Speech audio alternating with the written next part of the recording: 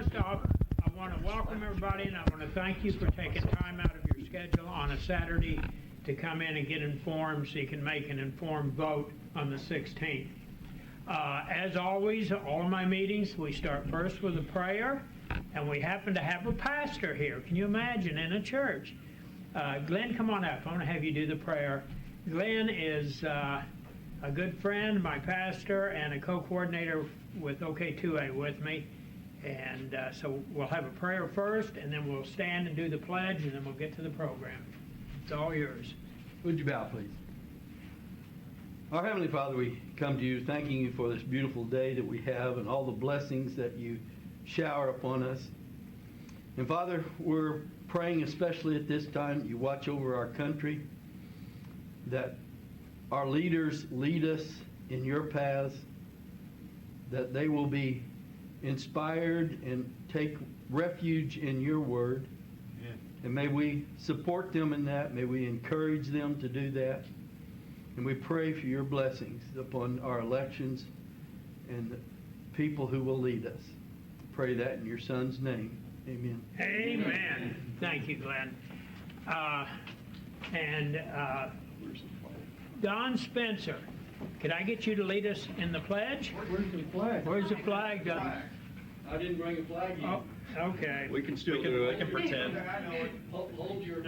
Yeah, if I'd known, I was going to tell you what. That T-shirt there.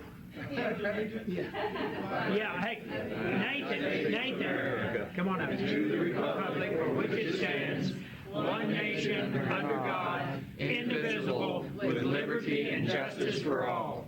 Amen. Amen. Okay. So, first off, bathrooms. The corner door back there is the men's room. The ladies' room is the first door straight down the hall here. Okay. Let's see. I already introduced Don. That was a nice surprise. He drove clear up from east of Guthrie. So I appreciate you taking the time. And Kendall Marr back there in the back row, being unobtrusive, is the guy who does all of the Facebook and publicity for the OK2A. If you watch any of Don's meetings, he's the man producing those. Okay. Next Saturday in the same church at noon, not 1 o'clock, at noon, I've got the candidates for House District 38. That's the seat that John Pfeiffer has been in for 12 years. He's termed out this year and running for Labor Commissioner. But we've got 6 candidates running for that spot. 4 of them have confirmed that they will be here at the meeting. So that would be a good time for you to come in and find out about the other side of our representation down at the Capitol. My phone number, if you don't have it, and I think everybody has it, but if you don't, ask me after the meeting. My phone is open 24/7 for phone calls. If you've got any questions or whatever, or look any of my flyers up on Facebook, and all of them have my phone number at the bottom.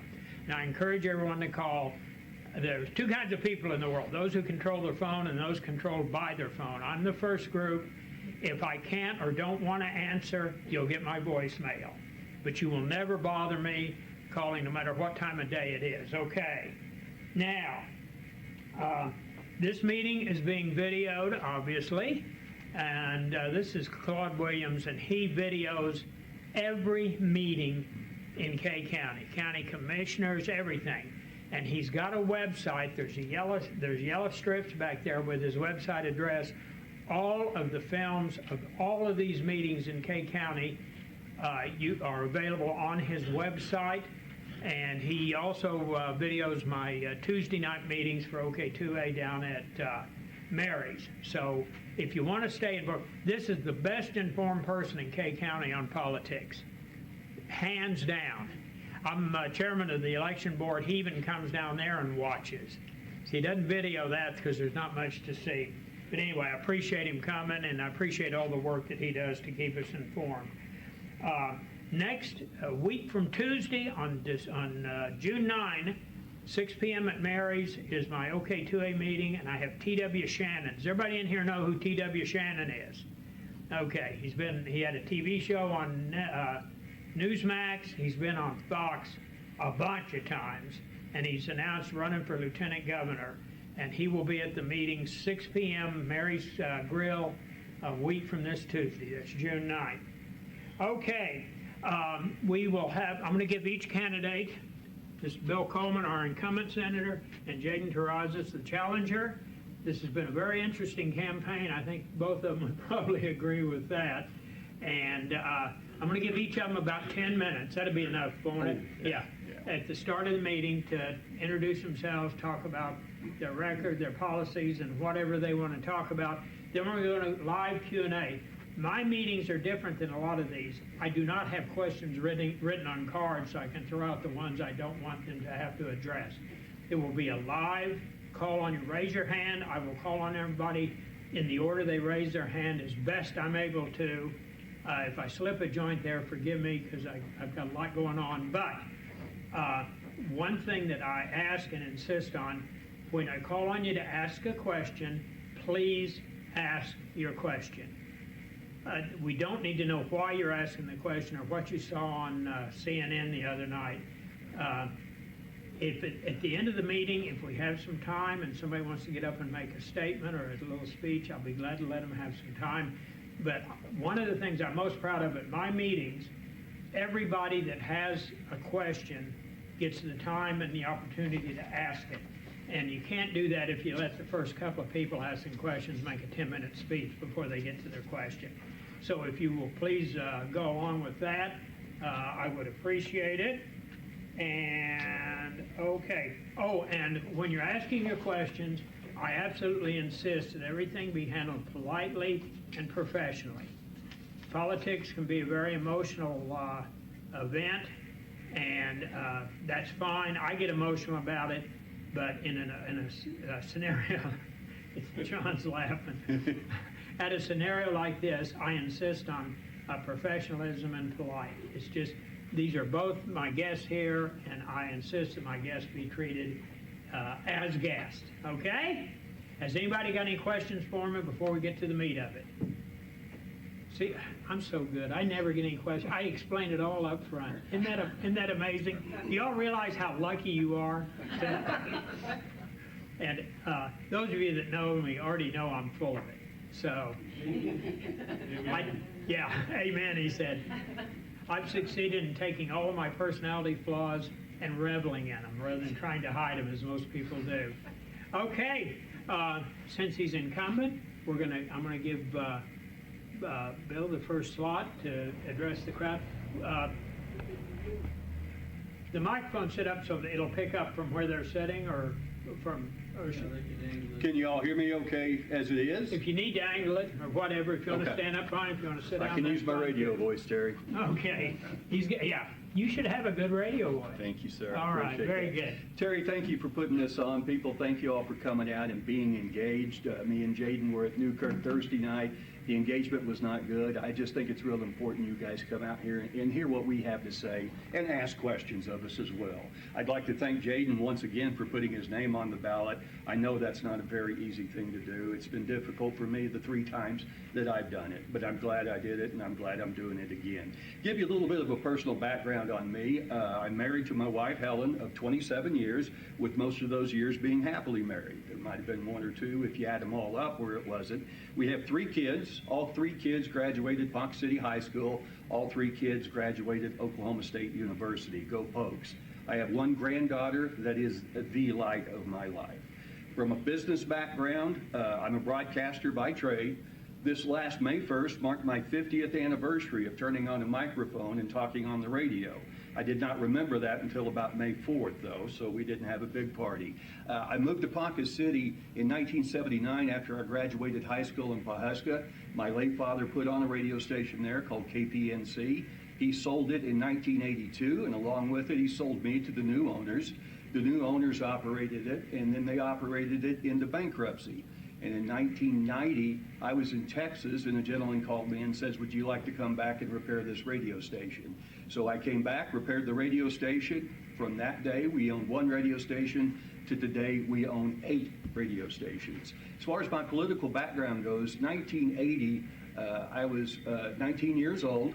and I was a registered Republican, and I've always been a registered Republican. And I can remember it like yesterday, even though I couldn't remember to tell this story in Newkirk, but I do remember driving up to Newkirk on Election Day in 1980 and hearing that Ronald Reagan was going to be our next president. And from that point, I never, ever wavered from the Republican Party. I've been a Republican ever since that in my lifetime. One of the things I hope to get across today is Ike Glass, a great man from Newkirk. When I first ran for office, Ike came up to me, put his hand on my shoulder, and looked at me with those cold steel blue eyes of his and said, "Would you get down there? You be yourself." And I have tried to do that, and I will try to do that again. As a matter of fact, my wife made me a plaque of Ike's quote about getting down there and being yourself, and it hangs in my Senate office. In my 8 years that I've been in the Senate, I have missed one legislative day. That was due to illness. In my 8 years in the Senate, I have around a 97% voting record. I do not walk votes. If I miss a vote, it's because I'm in the pro tem's office. It's because somebody has me trapped out in the rotunda. I have made thousands of votes in my 8 years, and the only choice I have is yes or no. That's the only two buttons I can choose when a vote comes up. So I don't expect everybody has been in total agreement with my votes, as many as we've had, and that's just part of the process. We've had a good success with tax cuts in the 8 years that I've been there. We've had $1.8 billion in tax cuts, whether it be through income tax cuts, corporate tax cuts, or the largest tax cut in state history, which was the grocery tax cut. I think I've been fiscally responsible as a senator in my 8 years. I think that our budget that we just passed, this last budget, while it is the largest budget in state history by about $400 million, it was also 87% spending on education, health care, and water infrastructure. I think those things are three very important things. We passed this last session the Strong Readers Act, trying to get the Mississippi Miracle back in place in Oklahoma that we had in effect in the mid-2000s, that was put into place for 2 years and then canceled. Mississippi copied it, they kept it in place, and lo and behold, their education ranks have soared. So hopefully the Strong Readers Act that we passed last session will have the same effect it had in Mississippi. I voted on 3 teacher pay raises in my 8 years that I've been in the Senate. I've focused a lot here, especially the last session, on public safety. Governor Stitt signed a bill yesterday making multiple DUIs to be able to be charged is one felony. The instance that I'll tell you about was a young lady, Murrow, who was killed in a head-on collision on the Kilpatrick Turnpike by a drunk driver. The drunk driver had 3 misdemeanor DUIs within a year. It takes about a year to adjudicate and get a misdemeanor passed. In Oklahoma, once you get your second, it's a felony. What this law did, it allowed to close the loophole where you could keep getting misdemeanor, misdemeanor, misdemeanor. Had that law been in place then, I don't know if things would have been different. A domestic violence bill I passed this last session required an egregious domestic violence offender to be put on an ankle bracelet. And when I say egregious, I mean somebody that puts a loaded gun to someone's head, somebody that strangles somebody to near unconsciousness. Those are egregious domestic violences. And the offender would have to wear an ankle monitor. That offender would have to pay for the ankle monitor. Where the victim comes into play is the victim would get a warning on their cell phone if the offender came within a certain distance of their home or their work. This is being used across the country. It's being used by Tulsa County Court Services, and it's saving lives, and I'm glad it became law. I ran for Majority Whip 2 years ago in the Senate. I ran unopposed. Majority Whip leads the whip team. When we need to find out what a vote is, we go out and find out what the vote is. I've been in leadership for 6 years. As far as me personally, the things I enjoy being a senator, by far mostly is the one-on-one stuff that I get to do. If somebody calls me and they need help with an agency, if somebody Facebook messaged me, like last summer, I had a lady from Ponca City Facebook message me, and she said, "My husband passed away 2 days ago, and I want to take him home to Tennessee to get him buried. But the state medical examiner's office won't release his body." And I got involved. The state medical examiner's office got hold of the facility. Somebody had not thrown a switch the right way. The switch got thrown, problem solved. I had a domestic violence victim come into my office after she saw all the domestic violence bills I was running this year and just sat down and said, "Thank you for running these bills. It's important to me because I'm a victim. My ex-boyfriend shot me 8 times. that was kind of shocking to hear that. And even just last week, the distillery in Newkirk, they had paperwork tied up with what's called OCAS. They needed their paperwork pushed through so they could go to Las Vegas and unveil their whiskey at the brand new Evel Knievel Museum. So with that, we've had a lot going on in the campaign. We've heard a lot about lobbyist money. I want to let you know that I've never had lobbyist money held over my head. I want to let you know I sleep well at night. I really believe that I take your guys' thoughts into consideration first and foremost. And when I got to the Senate, I told my assistant, people are allowed in my office in this order: constituents, colleagues, take a number. And that is the rule that I still have today. I think I've got the most experience. I obviously have the most life experience, as you can tell by the color of my facial hair versus Jaden's. Mine's a lot more lighter. I'm a senior member in the Senate now, having served 8 years, and seniority means a lot in the Senate. So with that, I just ask for your vote on June 16th, folks. Jaden? Yeah, thank you everybody for coming, and thank you, Terry, for putting this together. As he mentioned, I don't have near the life experience as many people running for office across the state and the country. But if you look back to the founding and look at the ages of some of our original founding fathers and framers of the Constitution, hardly any of them broke 50 at the time. And many of them, including Alexander Hamilton and Nathaniel Hale and others, hardly broke 30 when that was all going down.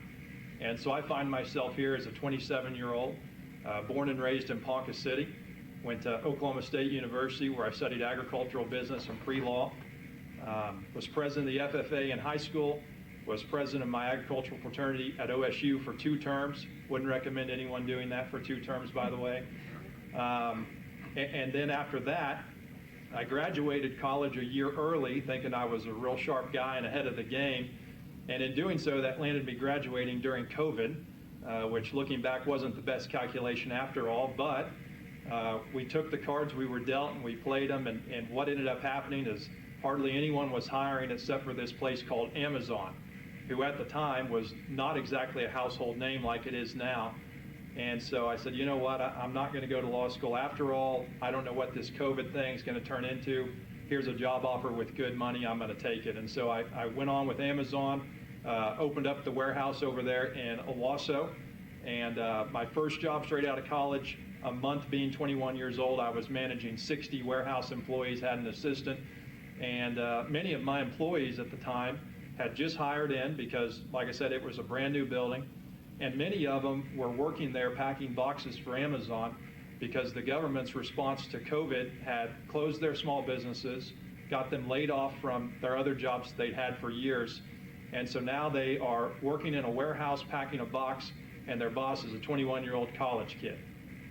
And you want to talk about life experience. Getting thrown into that type of environment, both me and my employees at the time, with the world kind of in chaos around us because that was only May and June of COVID, you learn to grow up quick and you learn to treat people right, and which I already had a pretty good foundation for that from my family raising, and I'm a Christian, went to First Baptist Church, Ponca City since 2005. I teach Sunday school there now to this day. And I worked my way up at Amazon, got about 3 or 4 promotions in the first 4 years there, and ended up being one of the youngest senior managers in company history. What that means is I was then over about half of one of those giant warehouses you drive by in Oklahoma City and Tulsa, which put me over about 1,200 hourly warehouse workers and 28 salaried managers reporting to me, 4 different shifts. I worked for the company for a total of 5.5 years. 3 of those years were the graveyard shifts, 6 p.m. to 6 a.m. I was young back then and can do it. I don't think I could ever go back to that now, so I hope I win this election. But it taught me to stay up late, and that worked out. But yeah, just the professional experience that I've been fortunate enough to have over the last 5.5, 6 years has given me business expertise and logistics experience and audit experience, being over tens of millions of dollars in the course of several months at a company that moves that fast and is that large, that most people don't garner that type of experience in an entire lifetime of their career. And so I am the younger person in this race and in many races across the state, but I would say that my life experience has been vast already. And I've traveled the country with that Amazon job. I've been in 6 or 7 different of the big blue cities where we have warehouses that were not performing well, and I was on a Tiger team that would go to those and put them on 2 or 3 month plans, and they either followed our guidance and our expertise and they got better, or the next person that came in after me was someone who hires and fires. And so we did really well. Spent a lot of time in San Diego and Chicago and Las Vegas and Phoenix and Nashville, and you experience things in those places with their policies in the political realm where they're run by blue across the board. And then you'd come home on the weekend or every so many weeks to Oklahoma and think, thank God for Oklahoma.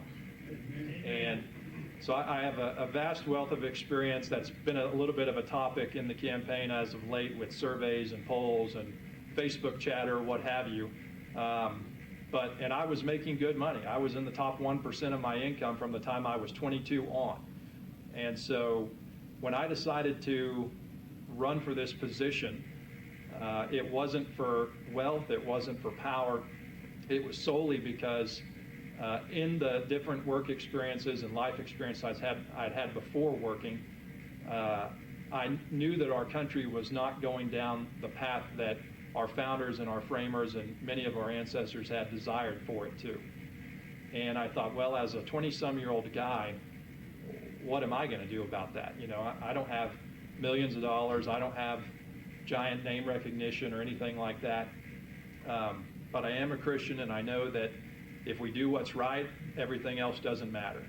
And so I thought, well, I'm going to get involved and do what I think is the right thing to do here.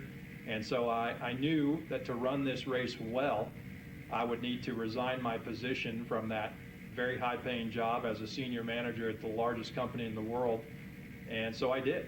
I got them through one last Christmas season last year, and then resigned, and have been campaigning full-time ever since, knocking on doors and holding town halls and going to meetings like this one and others that are hosted by groups in our county and Osage County, and getting to know the voters firsthand and what their concerns are and what they're looking for in a candidate that's running for office. And so I do think I present what we're calling a new generation of conservative leadership. That does include, for me, not taking any lobbyist or special interest or PAC money. And the very simple reason for that is, first, money doesn't always win elections, and I hope that's the case for this one because we're severely out-fundraised and outspent. And that's not going to change. I don't have any millionaires lined up in the next 17 days to write us checks or anything. And that's not a slight at Bill. I don't know that they've got millionaires lined up either. But I would just tell you that when you take that money as a new guy on the block, it will have influence, and it will sway your voting, and they will hold it over your head. And so I made that pledge at the very beginning of this campaign to let you, the voters, know that that's not going to happen for me. I didn't leave that career in the past, and I didn't disrupt my entire life that I had built for 20-some years to do this and do it the wrong way. And so that's one pledge I've made from the very beginning. The second being that I do commit to only running for this position for 2 terms total. So in the Oklahoma legislature, you can do 12 combined years in the House and the Senate. Obviously, I'm targeting the Senate, and their terms are 4 years. So I've committed to only serve 2 if I'm even lucky enough and earn your trust to get the first one. And so what happens after 8 years, if I do get to that point, that's up to you all as well. Either I've done a great job and maybe you want me to move on to something else, or you say, Jaden, it's time to go back to work, and you kick me out. And that's perfectly okay with me. But I will stop at the 8-year mark and do something different from the state Senate. And overall, when you look at the country from my perspective, you've seen a lot happen in the past 4 to 6 years with federal administrations. But when you start connecting the dots, the decline has been happening for decades. And what the cause of that decline is politicians and people behind the scenes with money that essentially steal your voice by getting your elected people to do things that aren't in the best interest of you, but may be in the best interest of them or their reelection or the GDP of the country, which is a terrible economic measure the way it's calculated, just so you know, and other factors that really have no touch to the average Oklahoman or the average American. And so when I look at what's ahead for the rest of my life as an American citizen. We either have a lot of work to do, or we can put our head in the sand and let it collapse around us. And that seems to be what most people have decided to do. And so my plea with you in the room today, and that will eventually watch this video, is don't put your head in the sand. I don't care what your age is. I don't care whether you've got kids, you're married or not, or have a huge family. Oklahoma and America are worth fighting for, and it's going to take some ethical leadership, both young and old, to get into office, replace some of the establishment politicians that are already there, both at the state and the federal level, and ensure that our next 250 years as a nation continue to have us as the best country that God has ever allowed to exist for the next 250 years, as the past 250 years have tried to be. And so with that, I'll stop and take your questions to both of us. I do appreciate Senator Coleman, the last 2 terms he served, and it does take quite the stomach to put your name on the list. And so I respect that and I appreciate that. Obviously, we have differences, and those will probably get discussed today, but I just appreciate your honest and full consideration. Thank you. Very good, thank you. Let's give him a hand, folks. Thank you.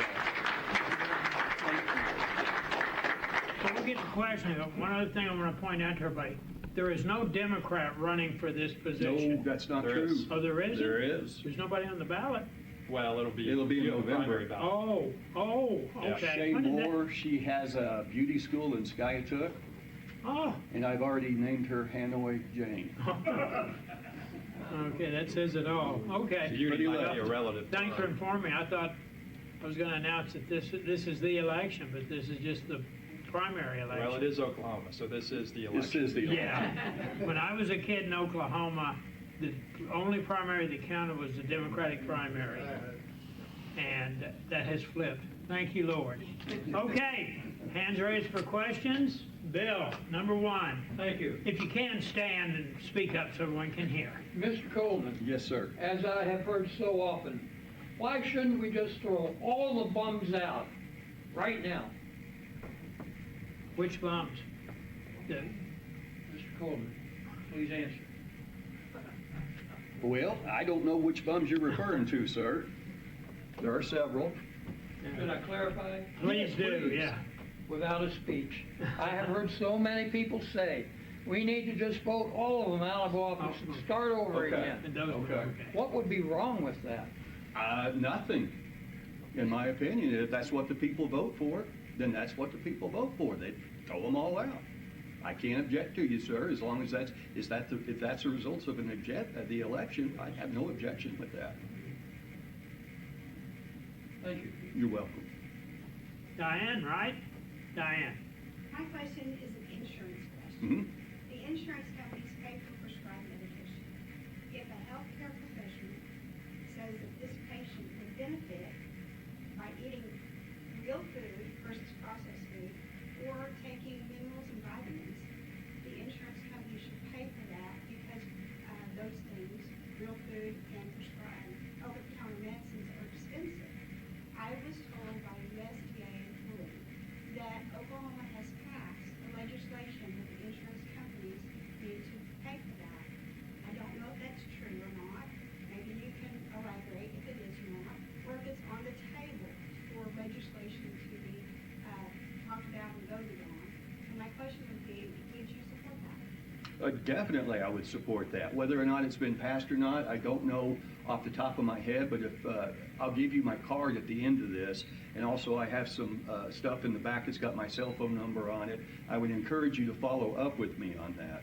And I will check with the insurance department to see if that's in place now. And if it's not in place, it makes a lot of sense to me, and I don't know why an insurance company would object to be paying less money for treatment.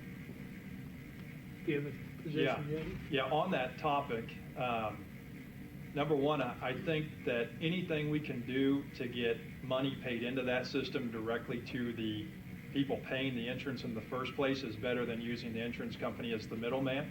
That's an initiative that President Trump has been trying to get passed at the federal level. But step back a little bit, and this will tell you a little bit about my thoughts on how government should run anyways. The government should not be in charge of your health care to begin with. And so in the state of Oklahoma and many states, we have so few options for insurance companies at this point because current regulation on the books does not promote more of a free market to let smaller insurance companies in and make the market more competitive so that people like us pay easier rates or lower rates. And I also think they should incentivize how much you pay in based on your health. How well do you take care of yourself? For instance, someone like me needs far less insurance than someone who may be advanced in age. I didn't say it. But that's blatantly true. However, when I'm working, the same amount gets taken out of my paycheck as someone who takes full advantage of that system. And that's corrupt and that's wrong, and it's not fair to the younger people or the older people who are healthy who have to take into that system. It's essentially socialism. And it's not a system that's going to be revoked in a short amount of time because it has been ingrained into our government for decades and decades. But I do think that when you're vetting people who you want to represent you in the state senate in any office, you need to understand their route for their decision making, and that's where mine is. So to answer your actual question, in the meantime, I would support that type of initiative to give people healthier options and more what they're calling new age medicine, et cetera, instead of letting the insurance companies benefit off of more prescriptions and things that simply don't work. Many of the prescriptions are designed to keep you on them and to get you on other ones as well so the insurance can benefit, and I'm not for that. Very good. Yes, ma'am. This lady drove from Skytook, and I appreciate you making the travel. Thank you. Jaden, you mentioned religious services. So this question will be for Bill and then Jaden as well. It's two-part. Can you talk about attending religious services, Mr. Coleman? And then how does, if you do, attending religious services influence your decision-making in the Senate? I'm a member of Woodlands Christian Church in Ponca City. I go there from time to time. And I continued to be a member there as the membership declined. I had a member of the congregation come up to me and say, "Thank you for staying here." Usually when somebody's running for office, they go to a church with more people. So I stayed true to that, and I'm still a member of that.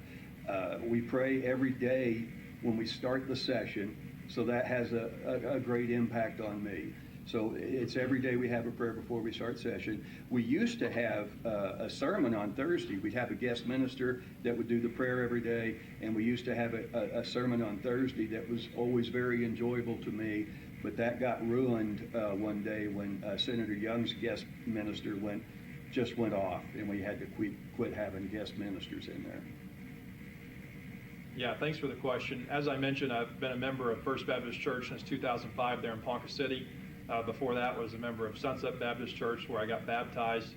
And currently, I'm still at First Baptist, and I teach the college and career Sunday school class. It's a little bit good timing, but we started going through the entire book of Romans back in October, I believe.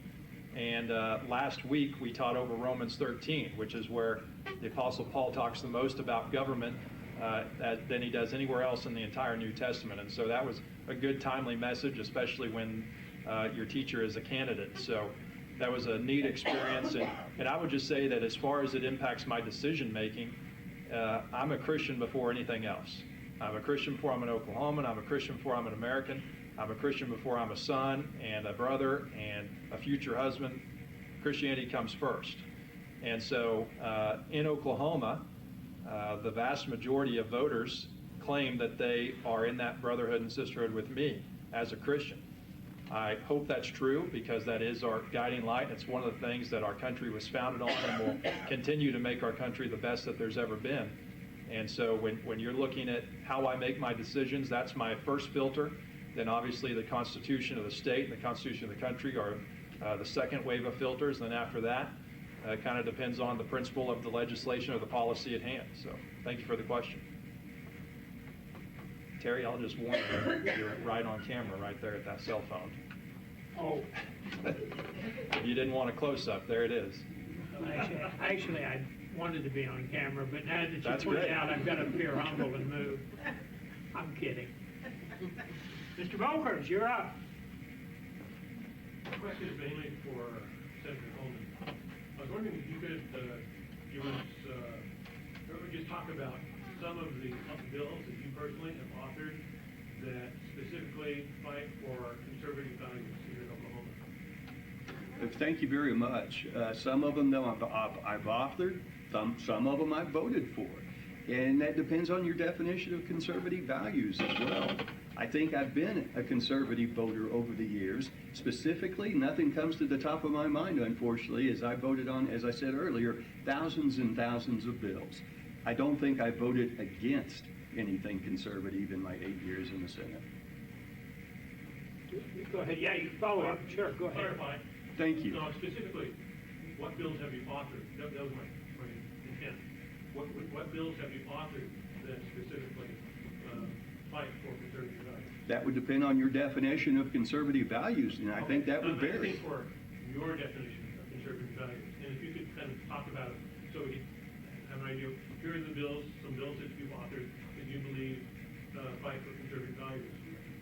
A lot of your mailings talk about that, but don't give me specific. I thought this would be an opportunity for you to give some specifics. Right.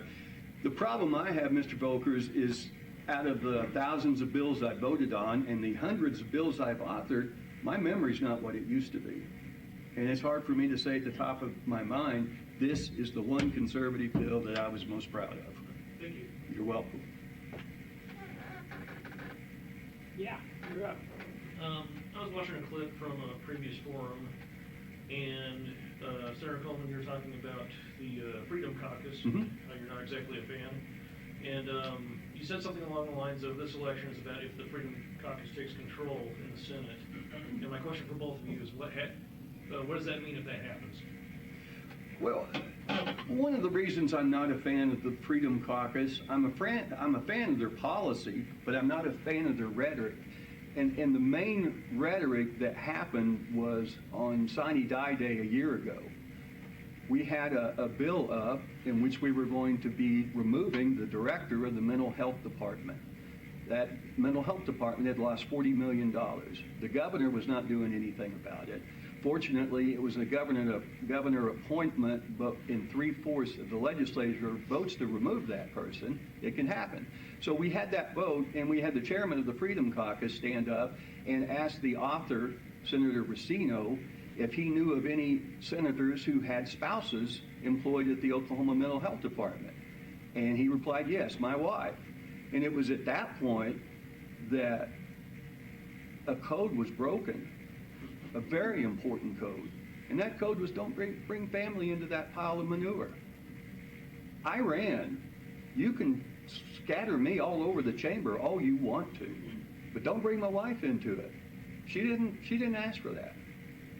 So while I may not be answering your question, I'm trying to give you an idea of why I'm anti-Freedom Caucus, and it was that point, that one point, that he drugged somebody's wife into the mixture that should never have been done. Governor Stitt started off that morning with the same theory. He later apologized. The chairman of the Freedom Caucus has yet to apologize to Mrs. Racino. So that was a deal breaker for me.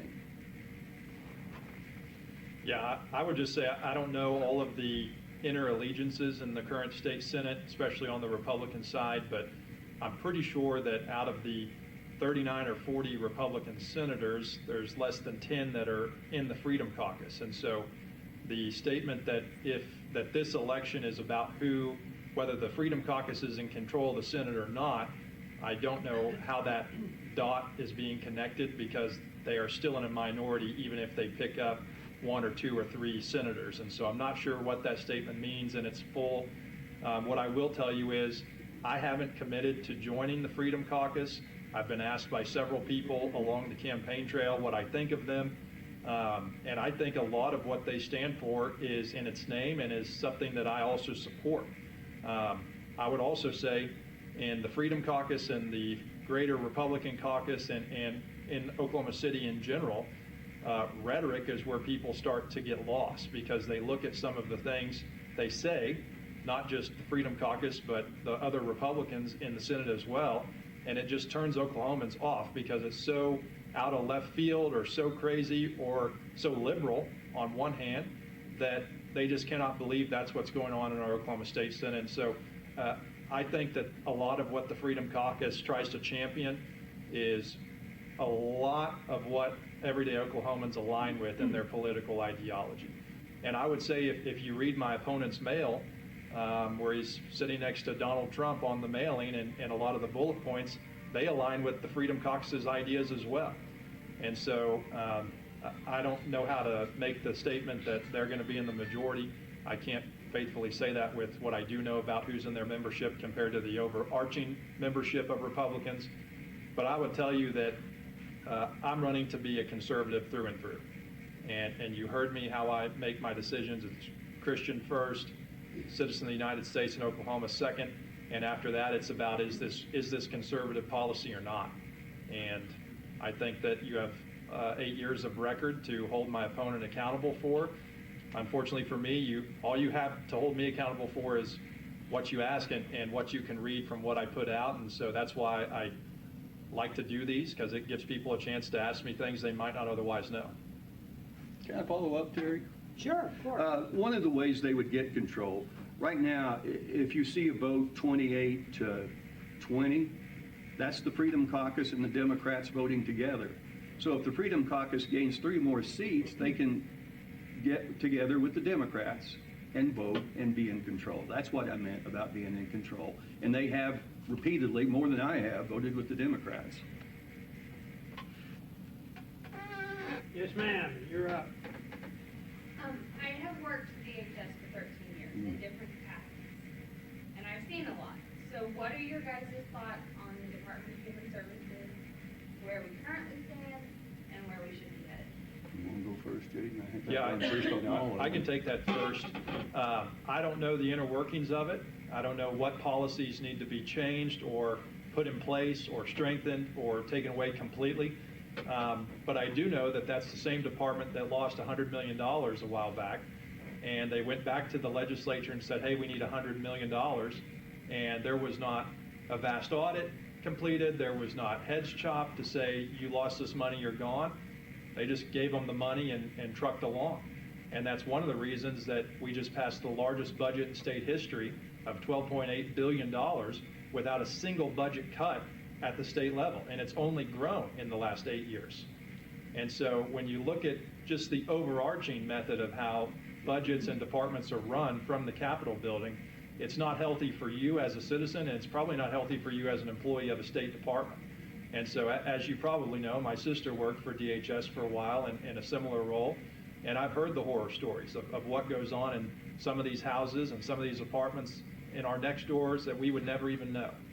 And so I think I would rather listen to people like you about your ideas for what needs to change before I just sit up here and say something, because it would be inappropriate and unwise for me to do so, because I don't know the inner workings of it and what you're experiencing. But I'll tell you from my experience at Amazon working with large teams like that, when you make a decision at the top that's going to impact 3,000 to 4,000 people that are hourly workers in the same building, more often than not, that decision goes wrong if you don't talk to the people at the front line first.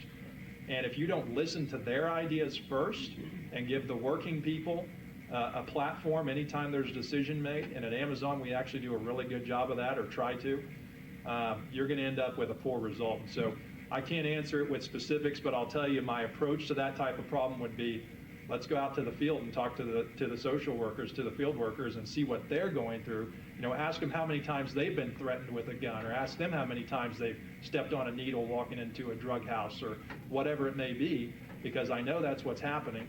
And I also know that our DAs and our judges and everybody else are very weak on those types of cases sometimes.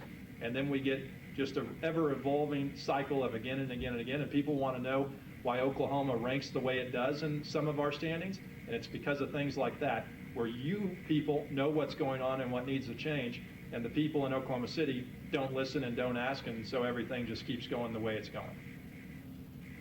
Definitely boots on the ground is something we need to hear from, because I could go to the legislative liaison in DHS and get the same answer I've been getting. But one big problem with DHS is big. They're just so damn big. And it's hard to manage all that.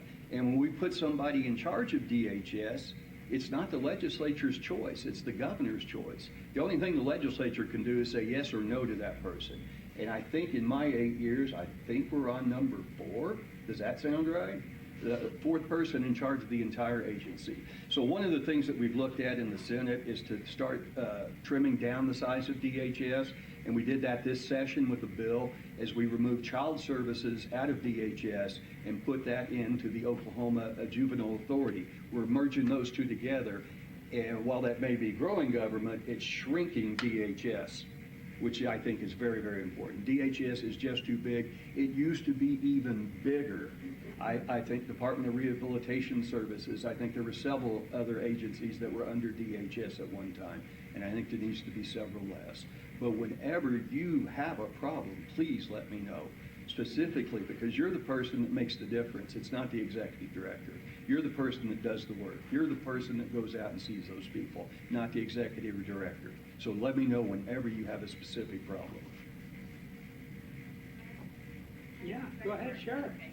So you said child services, are you talking all child welfare is going underneath, or what? Do you know what department? Because there's so many. Child care services is what comes to my mind.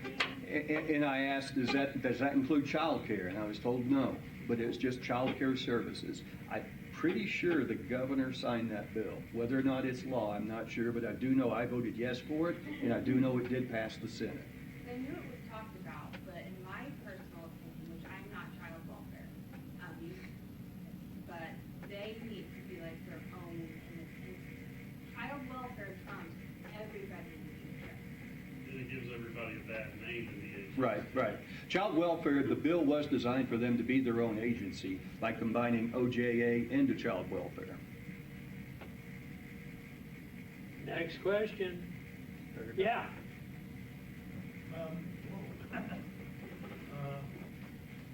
Every time I open the paper, they're talking about lowering taxes for this, lowering taxes for that.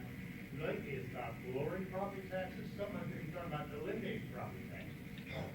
Well, if we eliminate property taxes, what happens to the schools and city functions? Because that's where most of their money comes from, property taxes.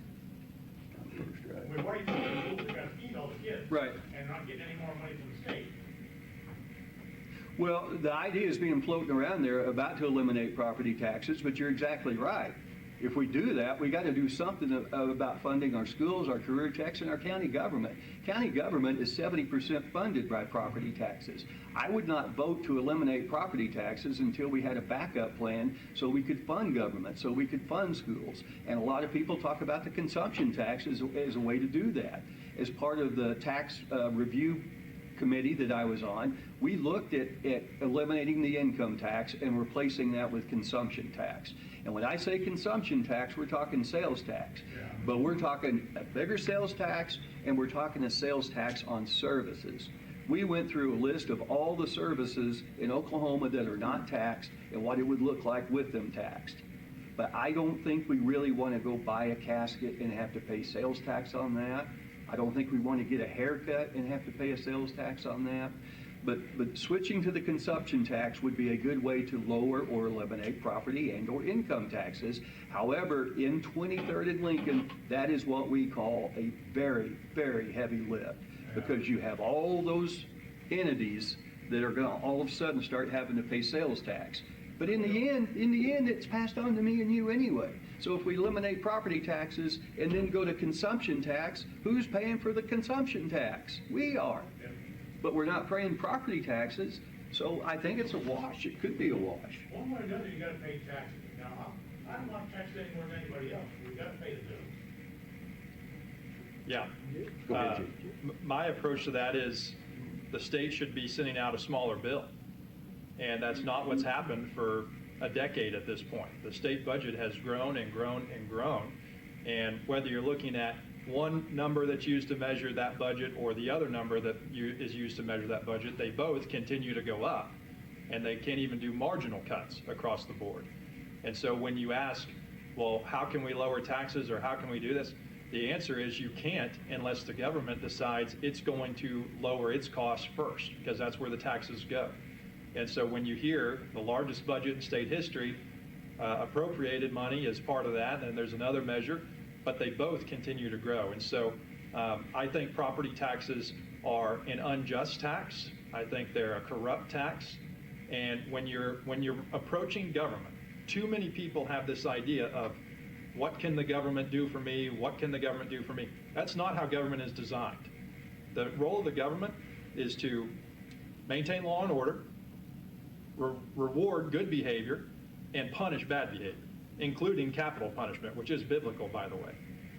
And so when you look at that's the basic function of any government in the world, and you look at ours, and we think they owe us health care, we think they owe us retirement, we think they owe our kids school lunch because they're going to school.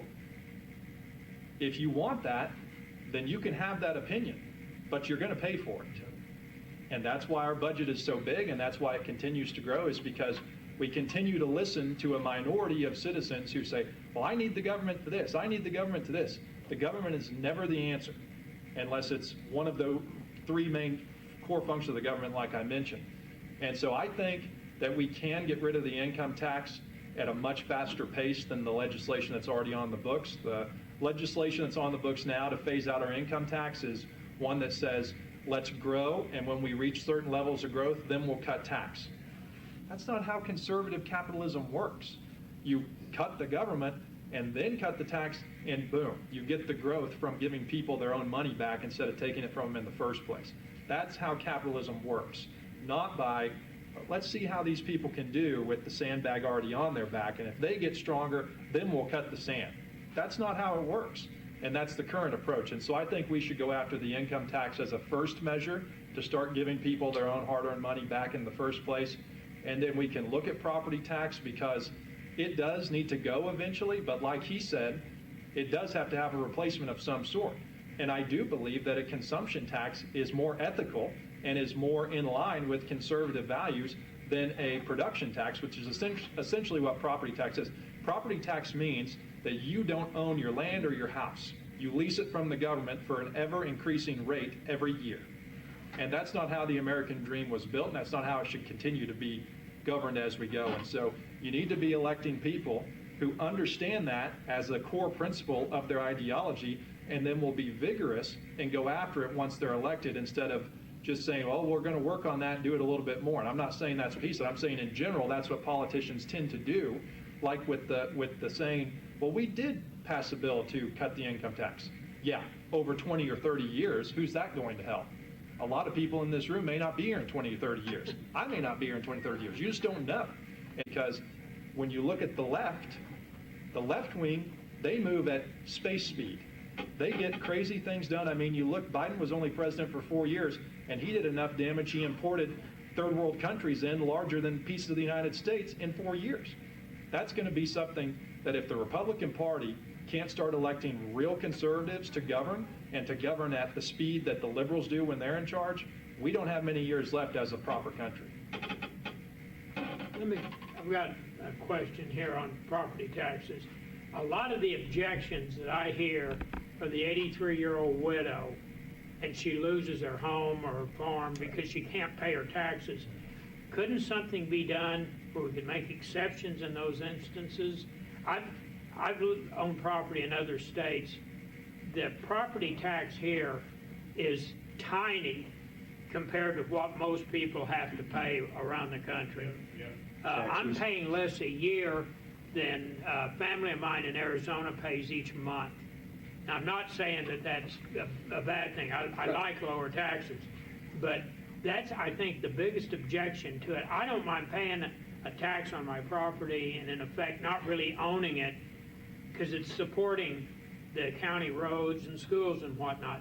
But I do think there could be something done for the old folks that are maybe suspend property taxes after a certain age, or have some appeal process where the 83-year-old widow can keep her home. Do you think something like that would It's fly? been floated around, Terry, especially on the age 65 and over, or retired people.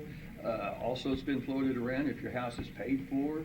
Could that be exempt from taxes? One of the things I will tell you, right now, property taxes is in the Constitution. It's very hard for the legislature to be able to do anything with property taxes because we have to get you guys to vote for it because it's in the Constitution.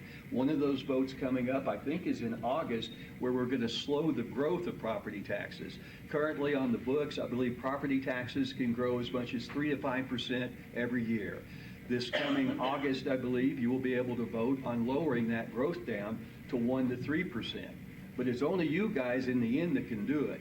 We create the legislation that goes to you that you vote on. It's called an referendum. When you guys go out and want a state question, it's called an initiative petition. But if you want to put, you have to put that to a state question, Terry. And I would be all for a referendum for that once we look at the fiscal impact. But the property taxes for the elderly, you are right. They're on a very fixed income, and those rates go up every year. And the other problem is insurance. Would something like that for the elderly, would that need a constitutional? I think so, Terry. Wow. I think so. I didn't realize And that. I think the elderly would come out in droves to vote for that. Yeah, I think you're right. Jane, you got? Yeah, I fully understand and am empathetic with the sentiment of doing something like that. However, when you start to make carve-outs for special groups within the population, where do the carve-outs stop? Good point. And when you take the sand off of one person's back, it goes on to someone else's.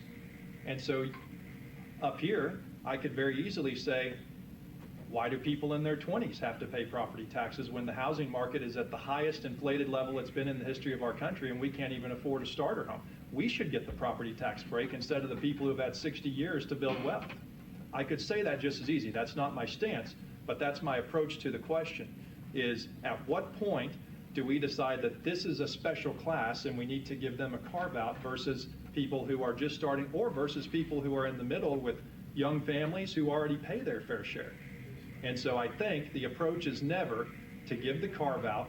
It's to look at the entire system and say, how can we systematically, in a real way, phase this out to where it's fair for everybody, not just the bulk.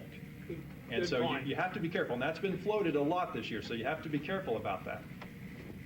Doc, you're up. Probably won't ask this question just right. The absolute worst interface with any computer ever was DHS when my job. It was a joke. He was town doctor. 35, 40 years ago. I have several relatives who work in the state, and most people in private enterprise just make fun of socialism because it's so inefficient. In the state head computer system, the two fiascos in the last few years was number one, COVID and unemployment. Anybody remember that? Mm-hmm.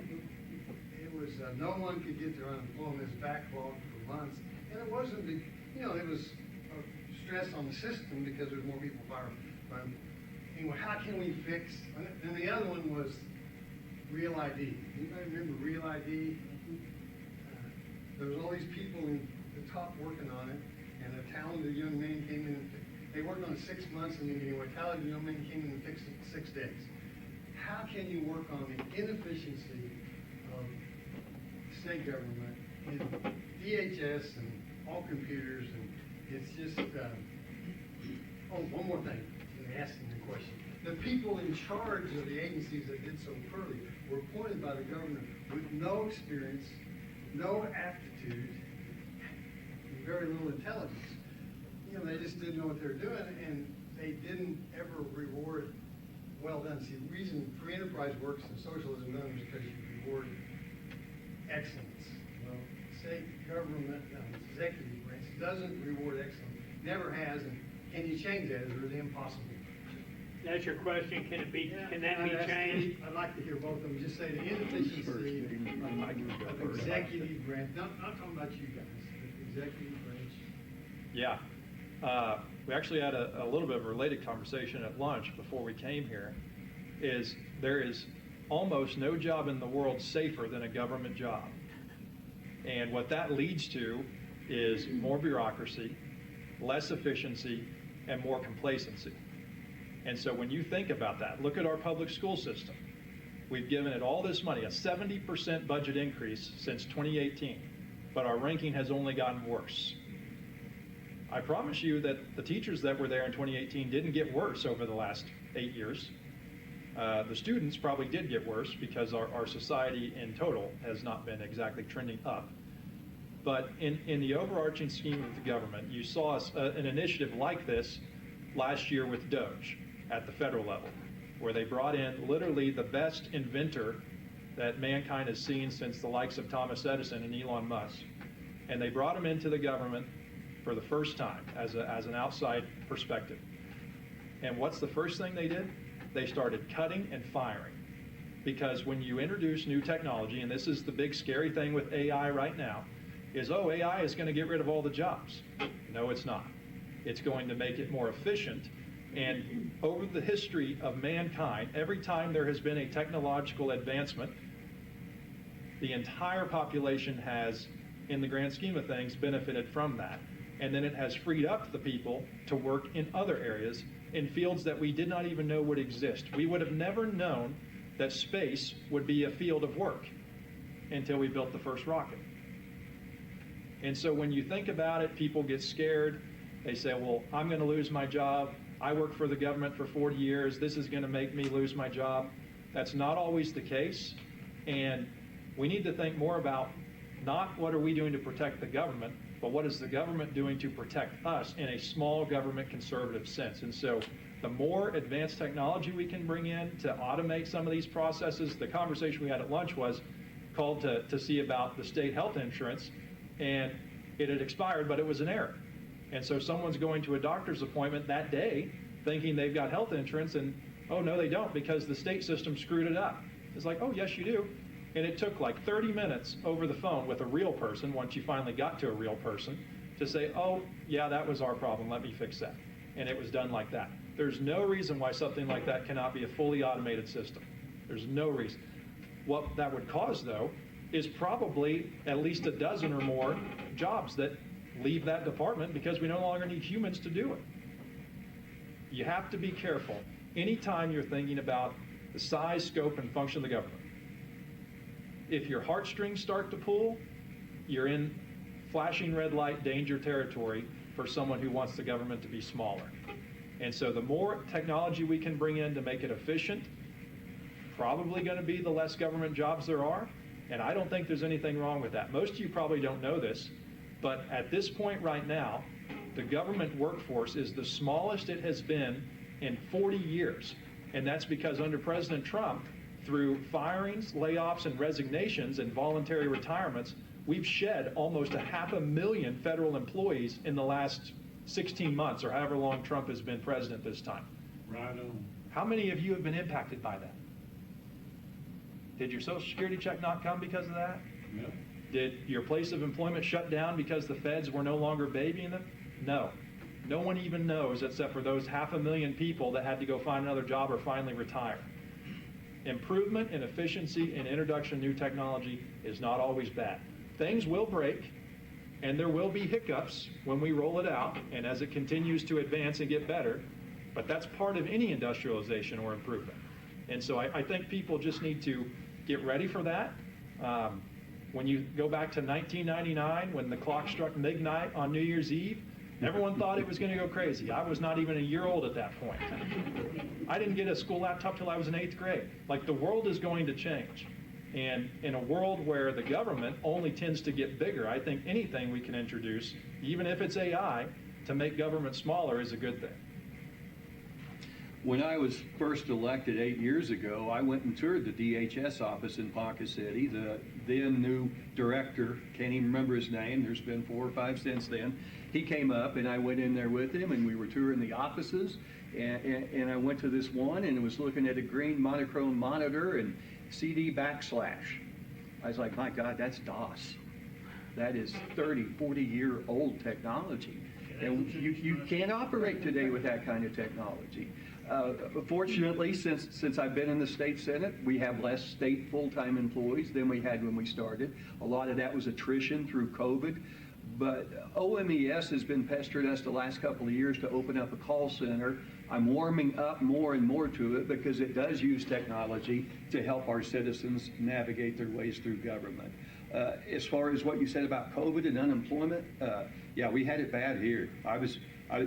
As a small businessman, I was getting stuff every day.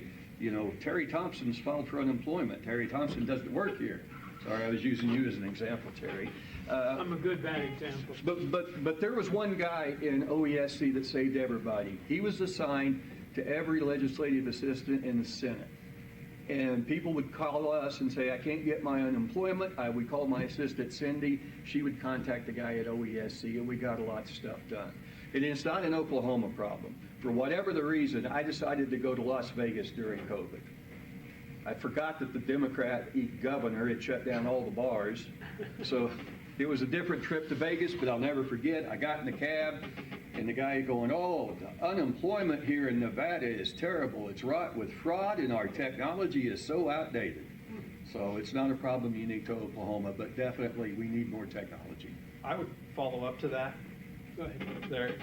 It's been touted by candidates on the trail, but also the governor of our state, that, oh yeah, our state employee number has gone down by 15,000 or 20-some thousand. But remember, the state budget has only gone up. So cutting jobs through advancement in technology is fine, but if that isn't relayed with a lower state cost, then it's not accomplishing much. And so I would just make sure that you're a well-informed voting population to see through some of the bullet points here. Okay, this is good, but in the grand scheme, did it make that much of an impact? And so cutting those jobs is fine, but if we're just spending more money to do it a different way or giving that money to something else instead, that's still not shrinking government. You're up. I hate public speaking. What is y'all's opinion on Israel and the Iran war, and then follow up to that on there's been, whether it's internet or people in politics talking about reinstituting the draft. Should have never come to that. What is y'all's opinions on that? I guess Your turn I'll to go first. on that. As far as the Iran war goes, you know, I was going back to 1980 again. I was a teenager, and all of a sudden we had 100-something people being held hostage in Iran. They came and stormed our embassy, and they've been an enemy of the United States ever since. I think they need to stop being an enemy. I think what we're doing is the right thing. I think we need to be very, very careful, but I think we need to get control of Iran and their nuclear weapons. And I think we're real close. I mean, if this thing had been a boxing match, I think somebody would have thrown the towel in by now. So hopefully it continues that way. As far as the draft goes, I don't know that I would be for that until we got into a full-out world war and we needed every able-bodied person out there. So if they tell me the numbers right now are right with the volunteers, I'm fine with that. And again, I go back to when I was age 18. That's when they reinstated you have to register for the draft. So I remember doing that. But if we can protect this country, if we can protect our allies with what we have now, I don't know that we have a draft. Need to have a draft and continue with the volunteer. Yeah, when the Iran conflict started, I was not a proponent of it starting, but once it did start, I was certainly in President Trump's camp to make it a short and effective mission if it was going to happen. And that has not been the case. It has drawn out longer than I think they expected, or at least what they communicated. And that's been a large stumbling block for not just the administration, but the Republican Party as a whole, especially in the midterm election year. Not that we should intertwine world conflict with politics, but that's how the world spins, unfortunately. And so I think it's losing support among the voting population, which means it's time to get it over with. And whatever that means, I don't know. I don't have enough of the information. Nobody in this state has enough of the information to know what that means. But you cannot negotiate with terrorists, and that's what the administration, to President Trump's credit, he does try to negotiate. And I think that's foolish. Right now, they've violated the ceasefire time and time again. They've only had time to rebuild whatever structures we didn't get to in the first 14,000 strikes or whatever it was. And the problem with the overarching global community, which is a fallacy in the first place, is we tried to put rules on war. And ever since we did that, conflicts have lasted years instead of months, and weeks and weeks and weeks, and you think, oh, we're almost done, and then it spirals up again. And that's because every country thinks they need to have an opinion and insert themselves into every conflict that happens. And when that's the case, you just simply don't get anything done in a constructive manner or in an effective manner. And so I think it needs to end quickly. It's already gone on too long. And if it would have gone as flawlessly as the Venezuela operation, nobody would have even asked that question probably. But it didn't. And I think they've been stumbling a little too much. I still support them 100% because I'm not going to leave our guys over there in the desert stranded and not having support from home. I won't do it. But the administration needs to figure out how are they going to put a pin in this and get it over with quickly for the sake of both countries and the sake of the economy and the sake of the oil market and everything else. They need to get it over with. On the question about the draft, this also plays into going back to having rules to war. I don't think we'll ever need to fight a ground war like we've seen in the past ever again. If we have smart leadership, there are very few instances where we will need to put boots on the ground ever again, in a real sense, like people think when you're thinking draft numbers. And as I know, you get a lot better service out of people when they're doing it because they want to instead of because they've been told to. And as long as we have the brave millions of men and women in the country that want to do that willingly, I would much rather it be them fighting because it's something they have a sense of duty and honor and oftentimes family lineage to continue to do. I registered because you have to, and I'm not going to abandon them, and I don't think we'll ever need a draft again if we have wise leadership. And I'm not saying that means we won't get into a war ever again. I'm just saying it needs to be fought in a very different way where our people, listen, this is going to break some windows here. Our American servicemen and women are more important than innocents in another part of the world. My job as an elected member of the United States is to serve and protect our people. And if we feel that strongly about some type of issue in another part of the world, my people are more important than anyone outside of our borders. Amen. And that's how I feel about it. And that's why I don't think we'll ever need a draft again. And if our leaders thought that way now, World War II, how fast it ended after we got involved, the rest of our wars ever since then would have ended just as quickly. The lady back here is next. Hi, Jaden. I don't know if you remember me. I was your ninth grade English teacher. Mrs. Dye, I do remember you. You haven't aged a bit. So I have a question, obviously about education. Like an English teacher, I researched before I came here. And so my understanding is that you're certified with the Oklahoma GOP. That's correct. And therefore believe 80% of their platform beliefs. Correct. So I'm going to read a couple of things I've read on the platform today.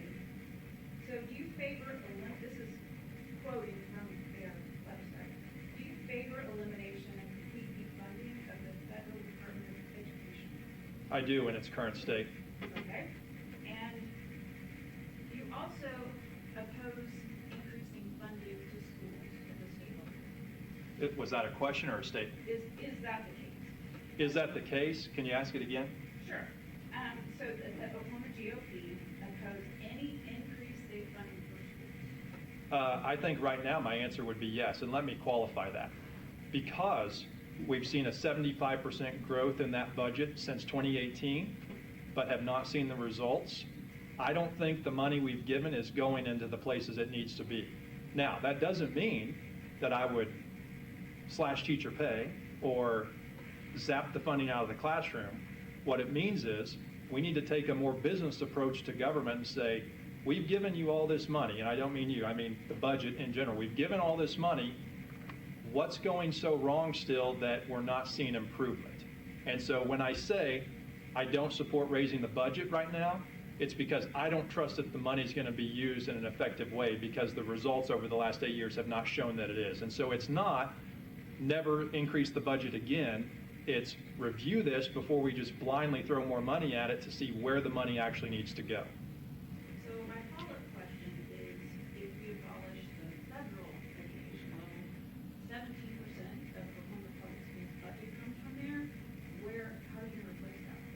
Well, typically, if a federal department that large disappears, it should coincide with a tax cut because the feds no longer need that money, which would then mean the money is back in the state of Oklahoma with the citizens and the students of the state of Oklahoma, where it can then be funneled back into our system at the local level.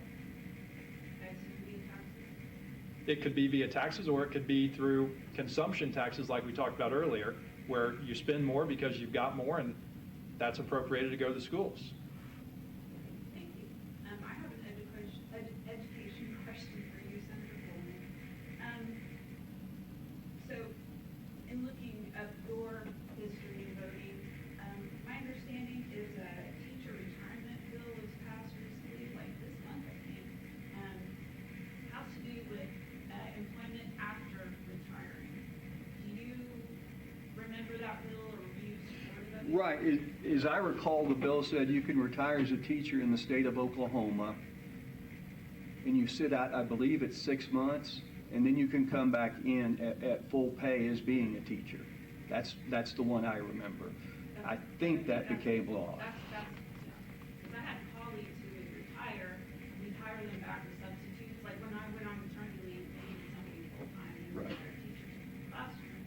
And they had to quit because they were going to make too much money and they couldn't get their retirement anymore. So you were keeping people from working. Correct. Okay, but now that is fixed, I guess? I believe so. Okay. I believe you have to sit out 6 months. Gophers, you're up. Yes. I understand this past legislative session that there were several bills that were passed out of the Senate committee and were ready for a hearing on the floor. And I'm wondering, are you concerned or disappointed?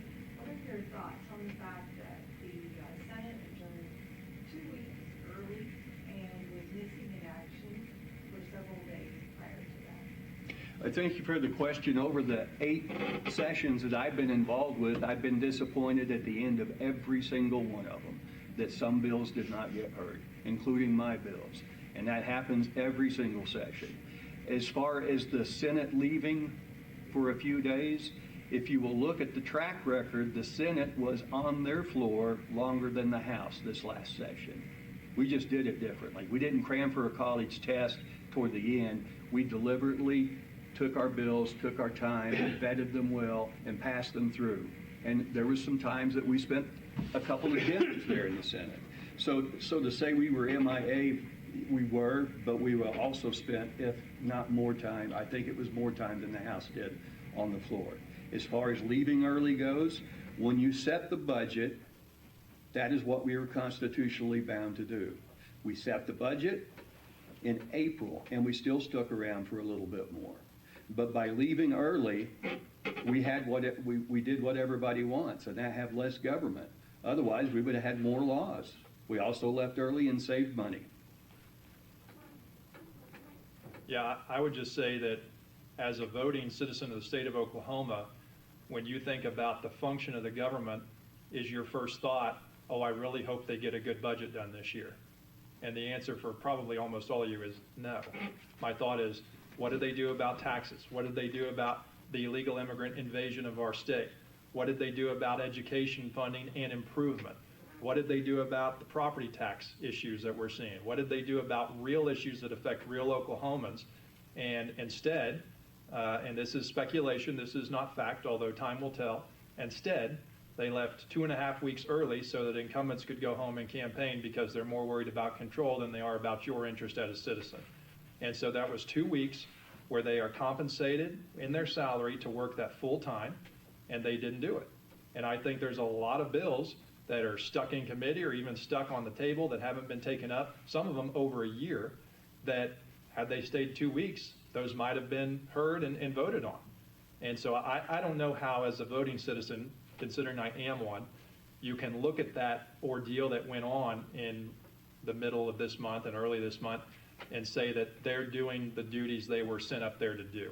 The Constitution may say the bare minimum is pass a budget, and I believe that's probably true, but we should be expecting more than the bare minimum from people that we're entrusting with our voting power. Thank you for the question. Yes, sir, you're up. Yeah, I just want to know from both of you, depending on whoever gets voted in, what do you have for, I mean, I just heard about the bills. Well, I want to know, what is your idea, Jaden, of what bills would you focus on you write, and what would you write, Bill, for this upcoming term? What do you have on your plate? What's in your mind, and what would you like to see get done? Period. Who's first, Jaden? I think I am first this Okay. time. I'll tell you this, from the very beginning of the campaign, I've made it a point not to promise bills. And that's because when you're first elected, you don't know what's going to happen. You don't know who's going to be in control of the Senate come January, February. And so what I will say is what policies I would go after, if that's okay. Yeah, what's in your heart? Right. That's what I want to know. I really think one of the largest, and it's not the loudest, but one of the largest problems facing our state and nation continues to be illegal immigration. And not necessarily how many are coming in, but how many got in already and are still here. You had an instance 2 weeks ago where there's an illegal immigrant drunk driving the wrong way down a highway in Oklahoma City, hits a car, kills 4 recent high school graduates from an Oklahoma school. Number one, that person should have never been in our country. Number two, they shouldn't have been allowed to exist here this long because they were here on a work visa. That work visa had expired under the Biden administration, and then they were still here. That's a problem. And it wouldn't have made any difference or not whether that person had a driver's license. They were illegal. They overstayed their visa, which we didn't need them here in the first place. Let's get that clear right now. We do not need the illegal workers. We do not need imported workers. When you see all these companies doing mass layoffs right now because of tech, they're not really cutting their headcount. They're replacing it with overseas headcount via H-1B visas and other work visas that the federal government allows them to do for some idiotic reason, while the youth of our country get out of college and can't find a job for the first 2 years. That's what's on my heart the most.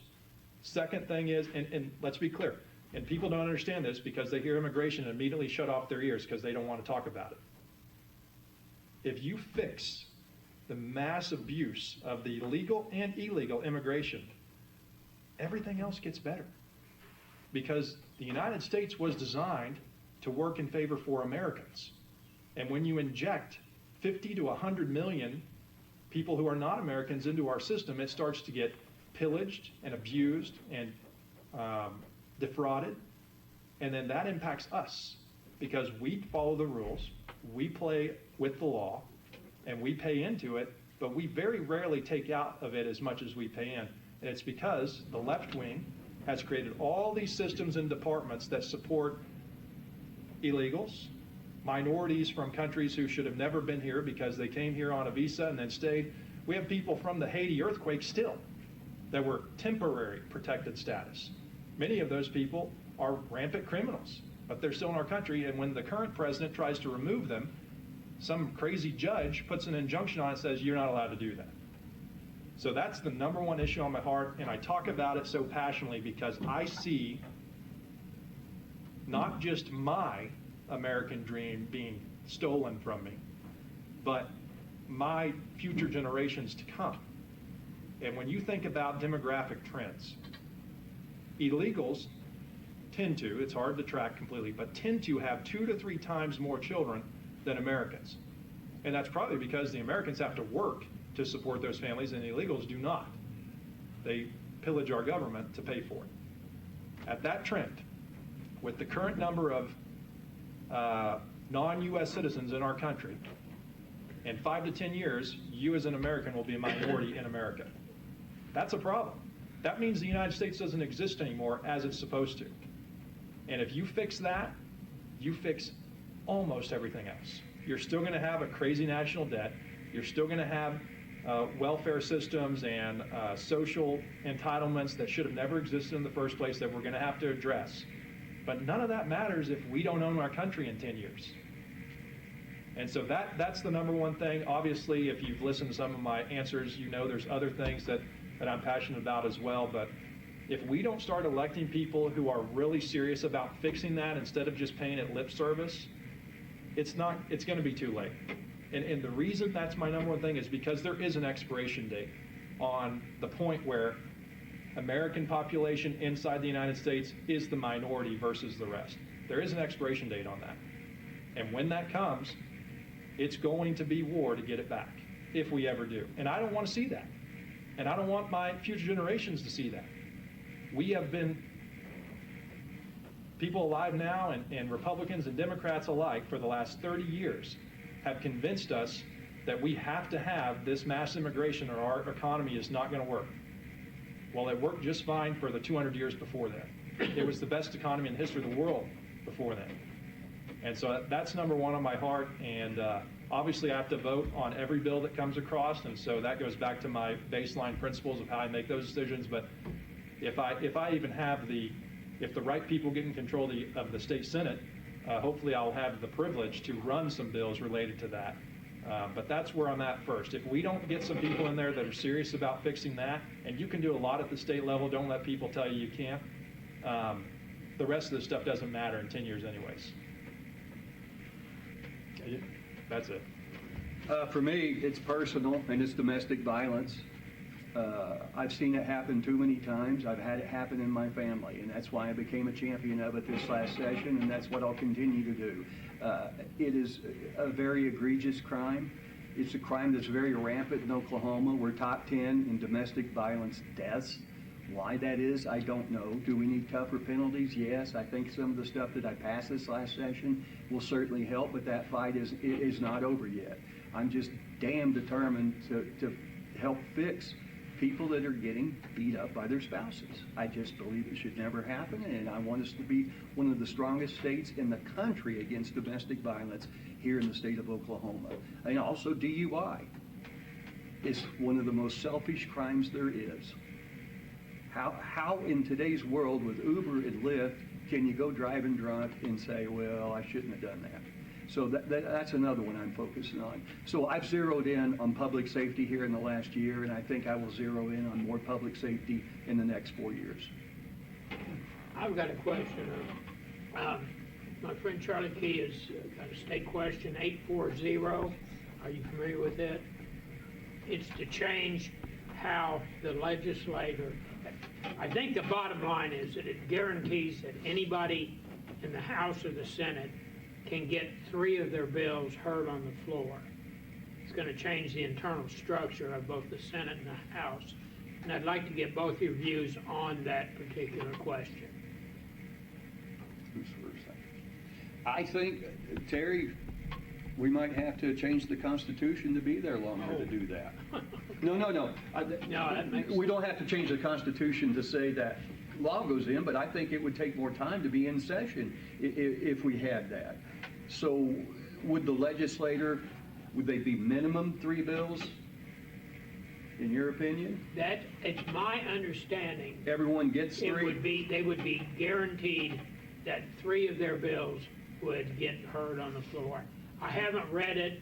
I'm just working off of what I've heard. Right. Charlie's been pushing this for several years. Right. You have to be really careful about that, Terry. You know, you could have 3 bills for the state stake and not really get anything done. There could be a member that does that.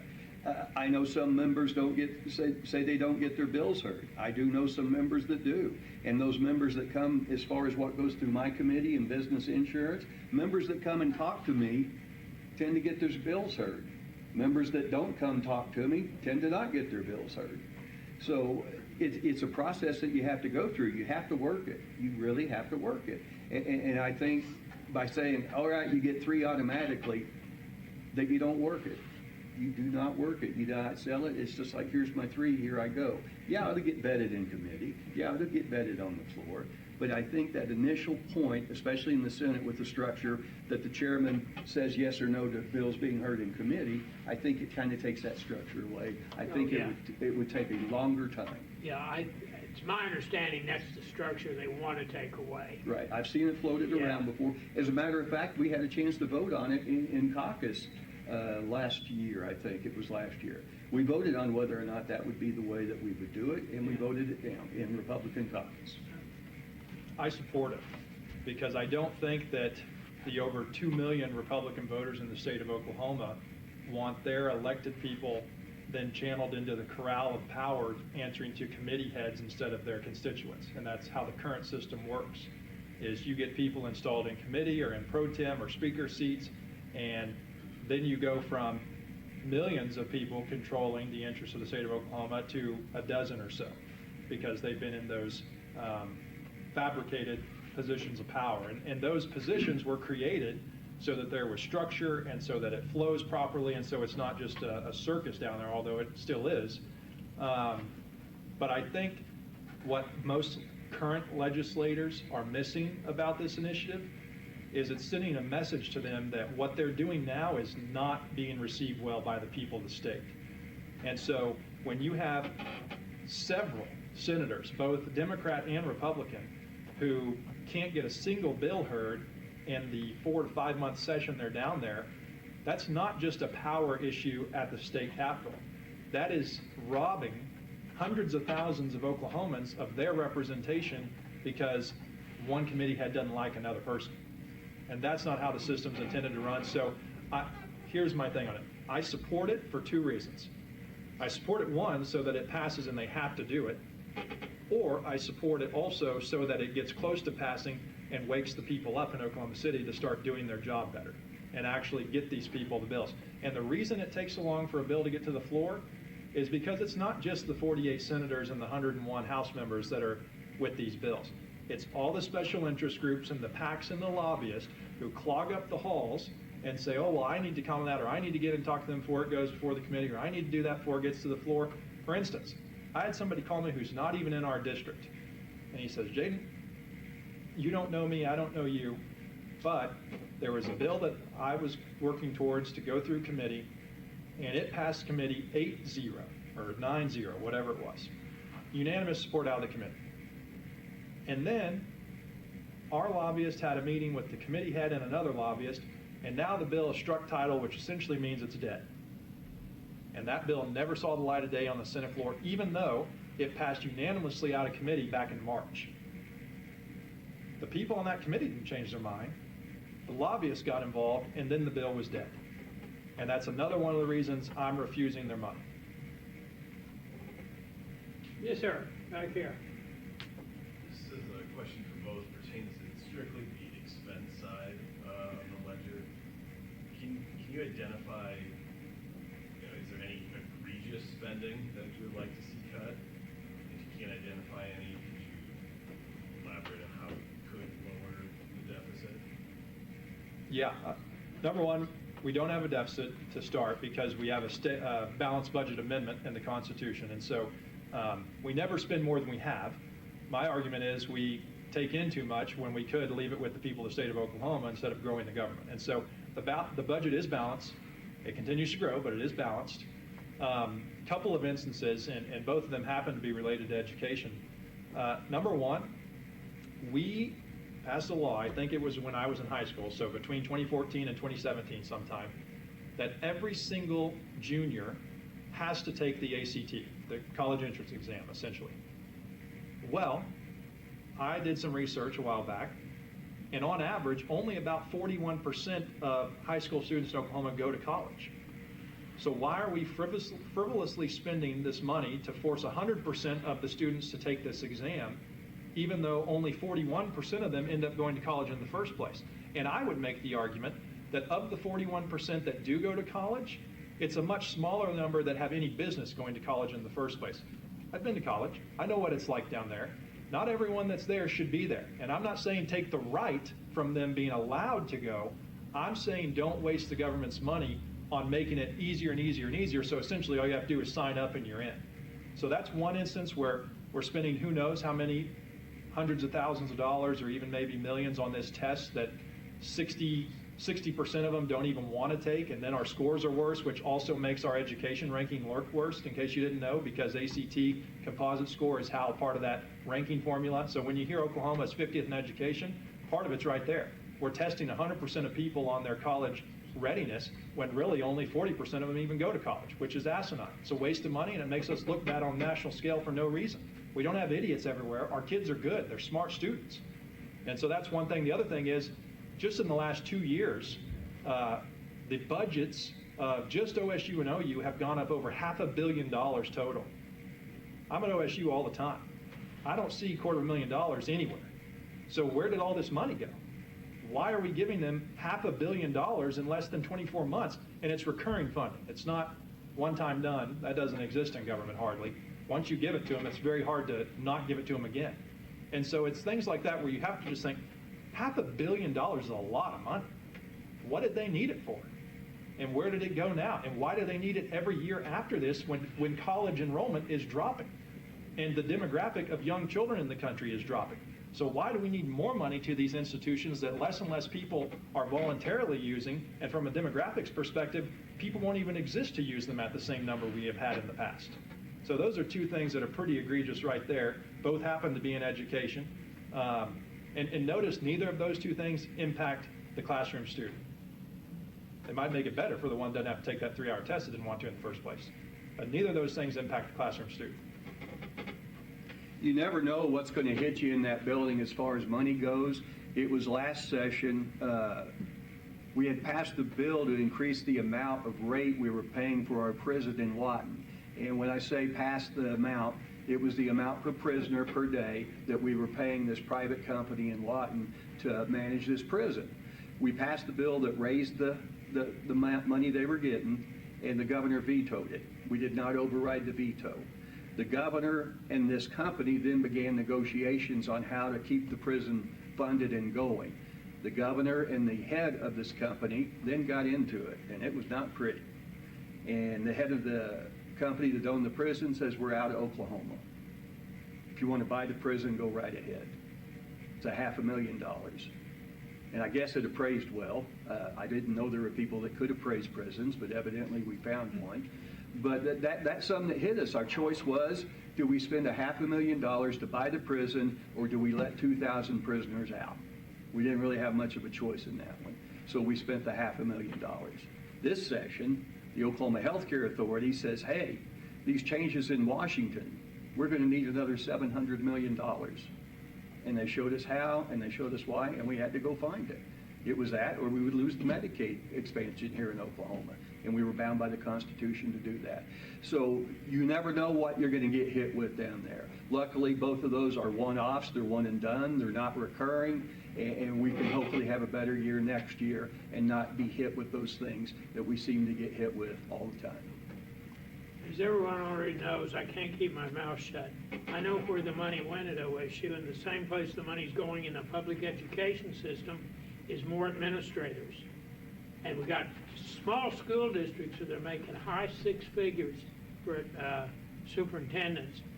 I saw a graph, the increase in teachers and the increase in administrators over the last 20 years. The administrator line went like that, the teacher's line went like this. So they're paying administrators or bureaucrats, bottom line. Excuse me for jumping in, but oh boy, okay. Well, you've asked one, so we'll go to you next, and then I'll go back to you. Okay, Senator Coleman, I hear you talk about water a lot, so I just want to know what if you can elaborate on that and how that's going to impact the state, and then Jane, if you have any thoughts on that as well. I think data centers, whenever I hear water. Sure. Water infrastructure is a big problem in the state of Oklahoma right now. It's crumbling, it's failing, and we've got to do something about it. And we dedicated $45 million to it this session. We've got to have to take a look at the infrastructure. We saw that infrastructure fail here in Tonkawa. I saw the infrastructure fail in Hominy. And in Hominy, you've got a town of 1,000 to 1,500 people. They really need their water system rebuilt, and that's $30 million. For a town of that size, I don't know where they're going to get the revenue for that. So we have to keep looking at it. We have to keep addressing it. One of the problem water districts I have is Rural Water District 21 in Osage County. They've been on a boil order for 2 years. 2 years. So one of the things we did this last session is we're going to start looking at consolidating water districts. Why do we have so damn many water districts in this state? I don't know. But when they're not managed well, like RWD 21, they fail, and we've got to take a look at that. Fortunately, the Osage Nation and the city of Pawhuska And our WD 21 reached an agreement last week, signed a memorandum of understanding. They're going to try to fix it. And also, fortunately, this week, I found $1.5 million in ARPA interest money that is going to be allocated to Rural Water District 21. But we've got to look at the pipes that are rusting. We've got to take a serious look at it. And there's nothing sexy about rebuilding water infrastructure. I mean, I don't think we're going to use that as a moniker. Come to Oklahoma, we have clean pipes. I don't think we can do that, but it's something we're going to have to take a serious look at and continue to figure out ways to fix it. Yeah, what's interesting is I knocked on the doors of Rural Water District 21, and many of them told me they've been beating up the phone lines and the doors of their elected representatives, both at the county, city, and state level for years about this problem. And like you mentioned, nothing got done until in the last several weeks, and they've been dealing with it for years. And so I think that's another instance where the people of the state have been crying out for help with a real issue. Like, what's more real than your water is not safe to drink? And they're not receiving the help fast enough to make it an actual response from their government. And so that's one part on that. The other thing is, do you think the people of Oklahoma would benefit more from $500 million a year to OU and OSU, or $100 million spent on improving our water infrastructure? I think that's a 90-10 issue, and the 10% would be the people currently going to OU and OSU, and the administrators and the small businesses in those towns that profit off those people. I'm not saying there's anything wrong with profiting. On the data center point, since you brought it up, there was a data center fight, and it's a continuing fight for our constituents over in northern Sand Springs. So Sand Springs is part of our district, but only the pieces of it in Osage County, which means they are Sand Springs addresses, but not citizens of Sand Springs municipality, so they don't get a vote on their city questions or elections or school board or anything. Well, they probably do get school board in some instances, but on their city councilors as well. And so the city of Sand Springs, with this incredibly ridiculous power that we allow municipalities, annexed a piece of land 7 miles north of their city limit, deep into Osage County. It's forested hills. And Google is going to move in. They bought this land for, I think, tens of millions of dollars, but only after the city of Sand Springs annexed it. And now they're trudging along with this data center to be built on a hillside in rural Sand Springs, Osage County, and it's going to pull water from Skytook Lake. Well, I don't know how many of you have ever been to Skytook Lake, but there is no river or main source that feeds it. It's essentially a reservoir filled up with runoff and small streams. It's also historically low all the time anyway. That's why you see the giant rock cliffs when you drive by.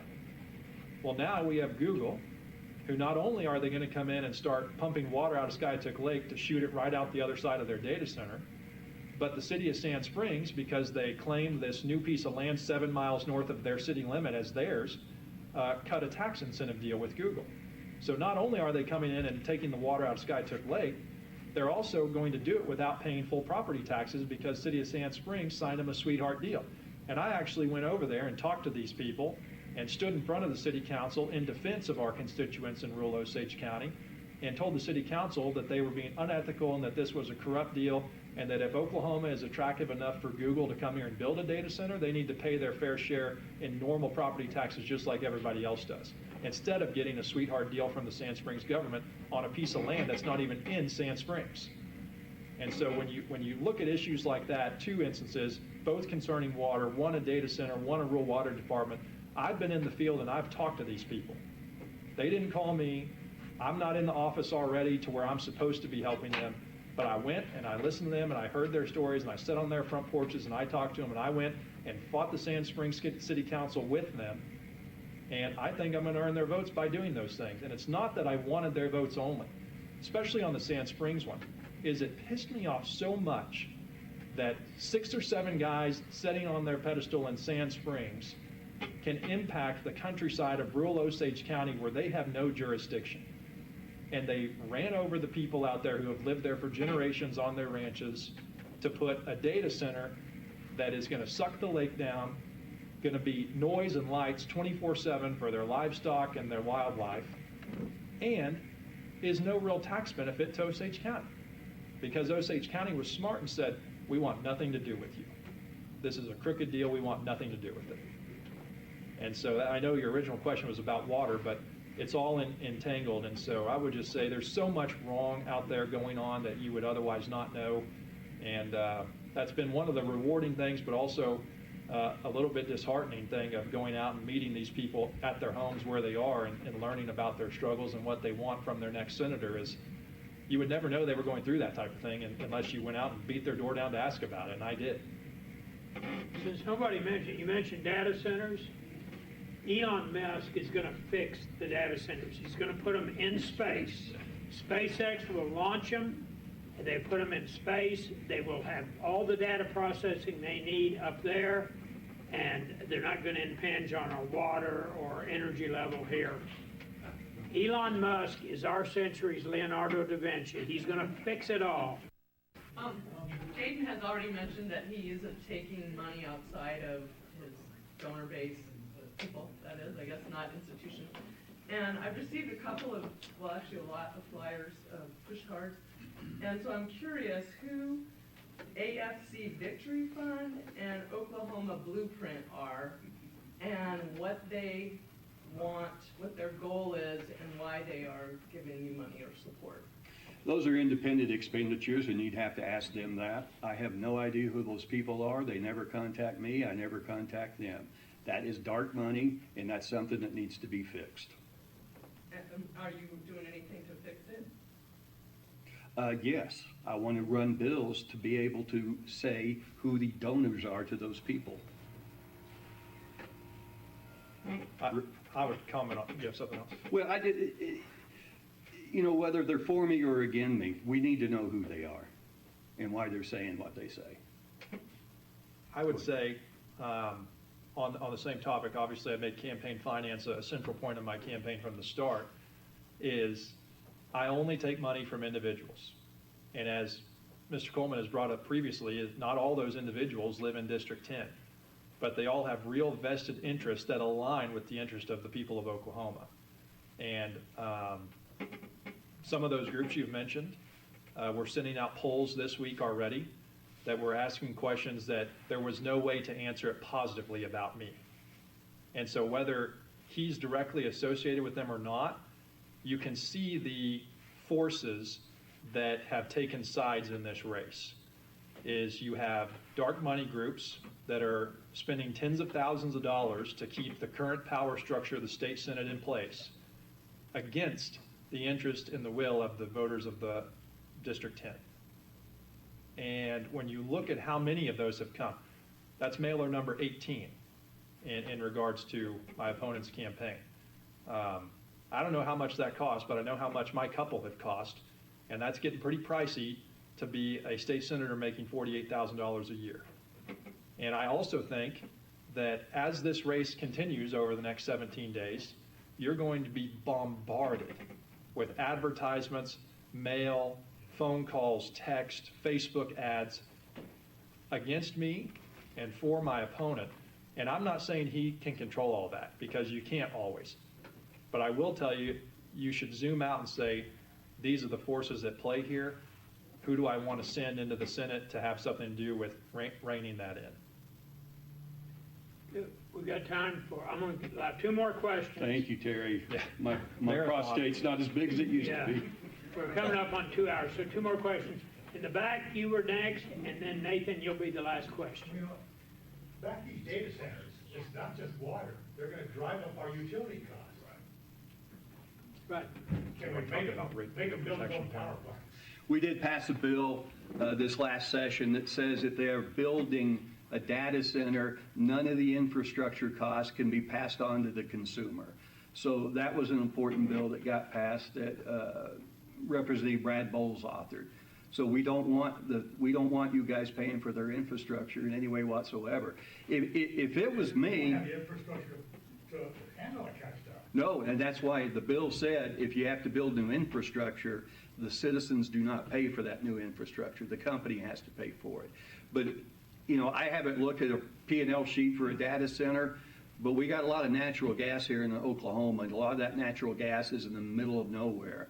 It would seem to me that because we passed behind the meter last year, which allowed for companies to produce their own electricity. You could go out and find a large natural gas pocket, build your data center there, produce your own electricity. You're not beholden to the grid or anything else. And I would imagine that they would probably be able to generate their own electricity cheaper than buying it.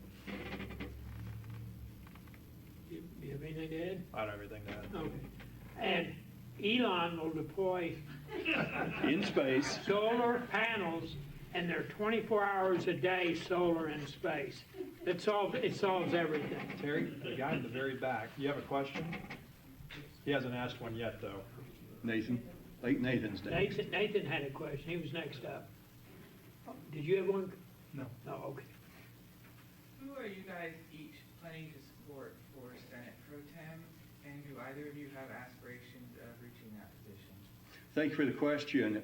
It's hard to tell me who I'm going to support until I figure out who's going to be in there, and we won't know that until November. As far as me wanting to be pro tem, I do not want to be pro tem.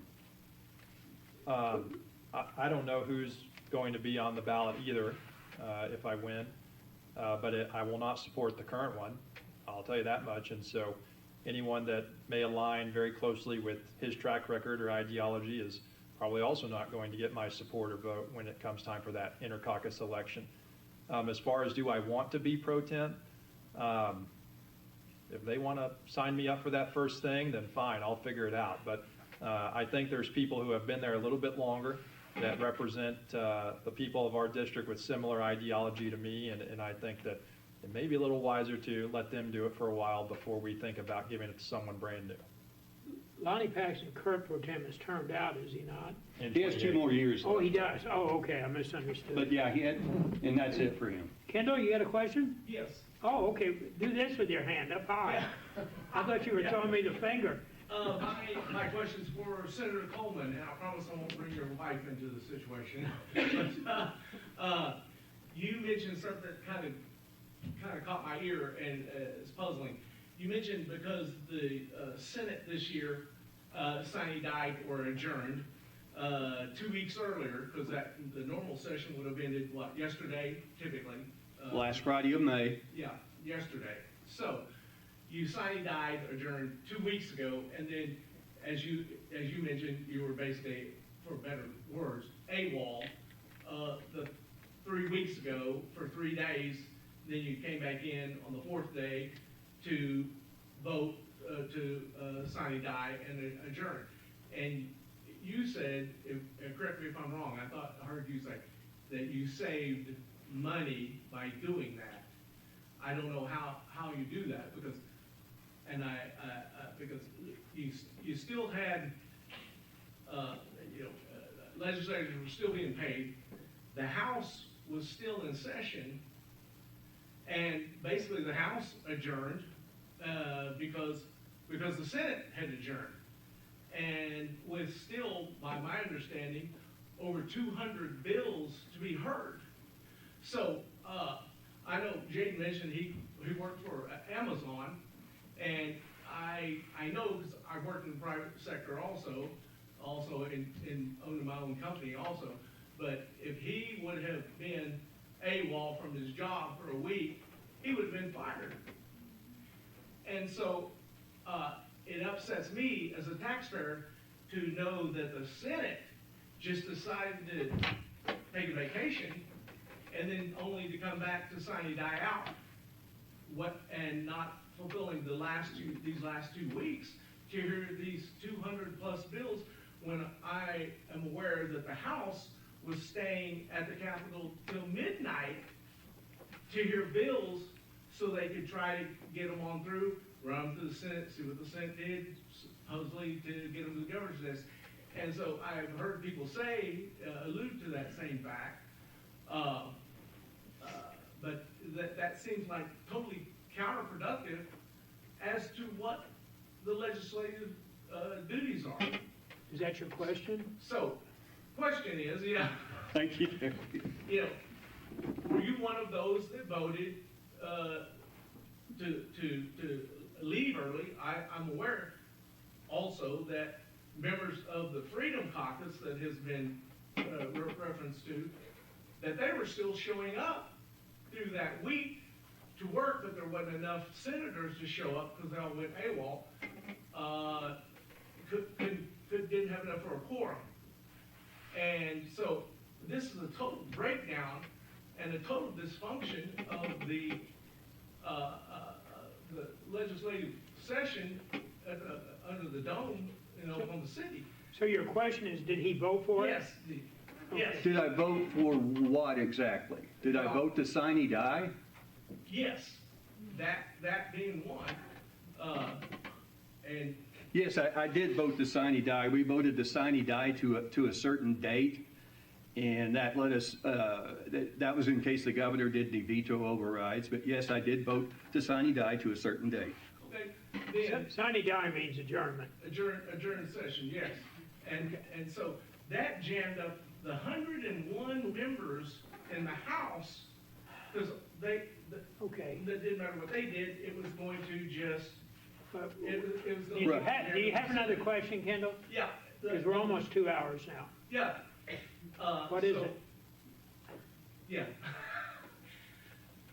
So You had another statement. Did it save money? that was that was like, When we were how did that AWOL or on vacation or whatever it was for those 3 or 4 days, that did not save money.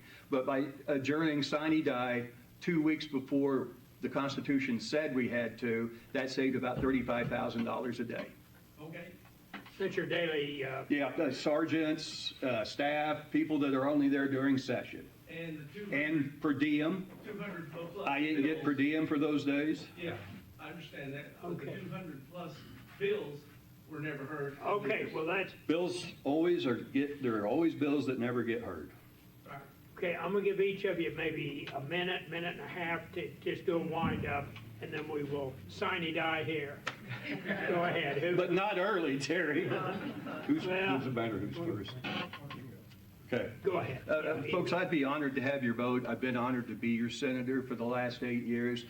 There's no doubt about it that some of the votes that I've done you don't agree with, and that's the way it is. But keep in mind what Ronald Reagan said. If I'm with you 80% of the time, I am a friend and an ally and not a 20% traitor. Amen. Thank you, Terry. I'd love to be going back to the Senate and do my final 4 years. I can tell you what my plans are to run for at the end of those 4 years, and that's away from the Capitol. You've had it, huh? But thank you all very much for coming out here. Thank you so much for the questions. Always feel free to contact me at my Senate office. I love helping people. I love helping people navigate through state government, and unfortunately, sometimes it takes your elected official to do that. And I'll end it with this one powerful statement: thunder up. Jaden? Yeah, again, thanks everyone for coming, and I think we've had about 90% retention. There's been a few people that had to sneak away, but appreciate you coming. Let's get that one up. And so appreciate that and being involved. Go home, tell your family, tell your friends about what you've heard and what we've talked about. Again, I haven't committed to running specific legislation, but I think we've answered a plethora of questions that show you where my heart is, where my mind is, and where my sentiment is for running for this office at this point in life and also at this point in our country and state. And so, like I told the group in Newkirk the other night, is when you go in to vote, you're essentially making a bet on which individual is going to represent you, your interest, your family, and your future the best. And I may be the youthful and inexperienced candidate when it comes to knowing the inner workings of the Senate and the policy and the unwritten rules and the lobbyist and the special interest, whatever it may be. But if you don't start electing people who are going to go in and try and take a bulldozer to some of that stuff that does hold up what's truly in the best interest of Oklahomans, then you're not going to get any better. And it's going to be the same game that it's been for years. And it's going to be the same people with the same money backing them, making the same types of decisions that too often don't benefit you as a citizen of the state of Oklahoma. I hope that we've proven that to you today through my answers. And just like he said, my phone number is not a secret. I answer comments on Facebook, I answer messages, I answer calls, whatever it may be. You have a question after this that you didn't get to ask, I'll be back here to stay and talk. So hope we've shown enough to you about where we're at, and pray for both of us. And thanks for coming. Appreciate it. Thank you all. Yeah, give them a hand. Two more things I want to mention. Number one, there's a jar back there on the back table. If you've got a mind to, it'd be nice if we could make a small contribution to the church to offset them running their utilities today. And one other thing, and this is a drum I've been beating for a couple of years. Folks, when the left gets together, they spend their time discussing the 80 or 90% of the issues they agree on. Our side, the conservative side, when we get together, way too many of us spend all of their time complaining with each other about the 10 or 20% of the issues they do not agree on. Folks, we got to change that. I can work with anybody, even if I only agree with them on one issue. I can work with them on that issue. So keep that in mind. Politics is, it's all humans, and we have to get along, and we have to hang together as a party to keep Oklahoma red. And the media got those colors backwards. Thank you for coming. Appreciate it. A week from today, 12 noon here, we will have our candidates for the House. Radio 50 years ago. Yeah, they got those colors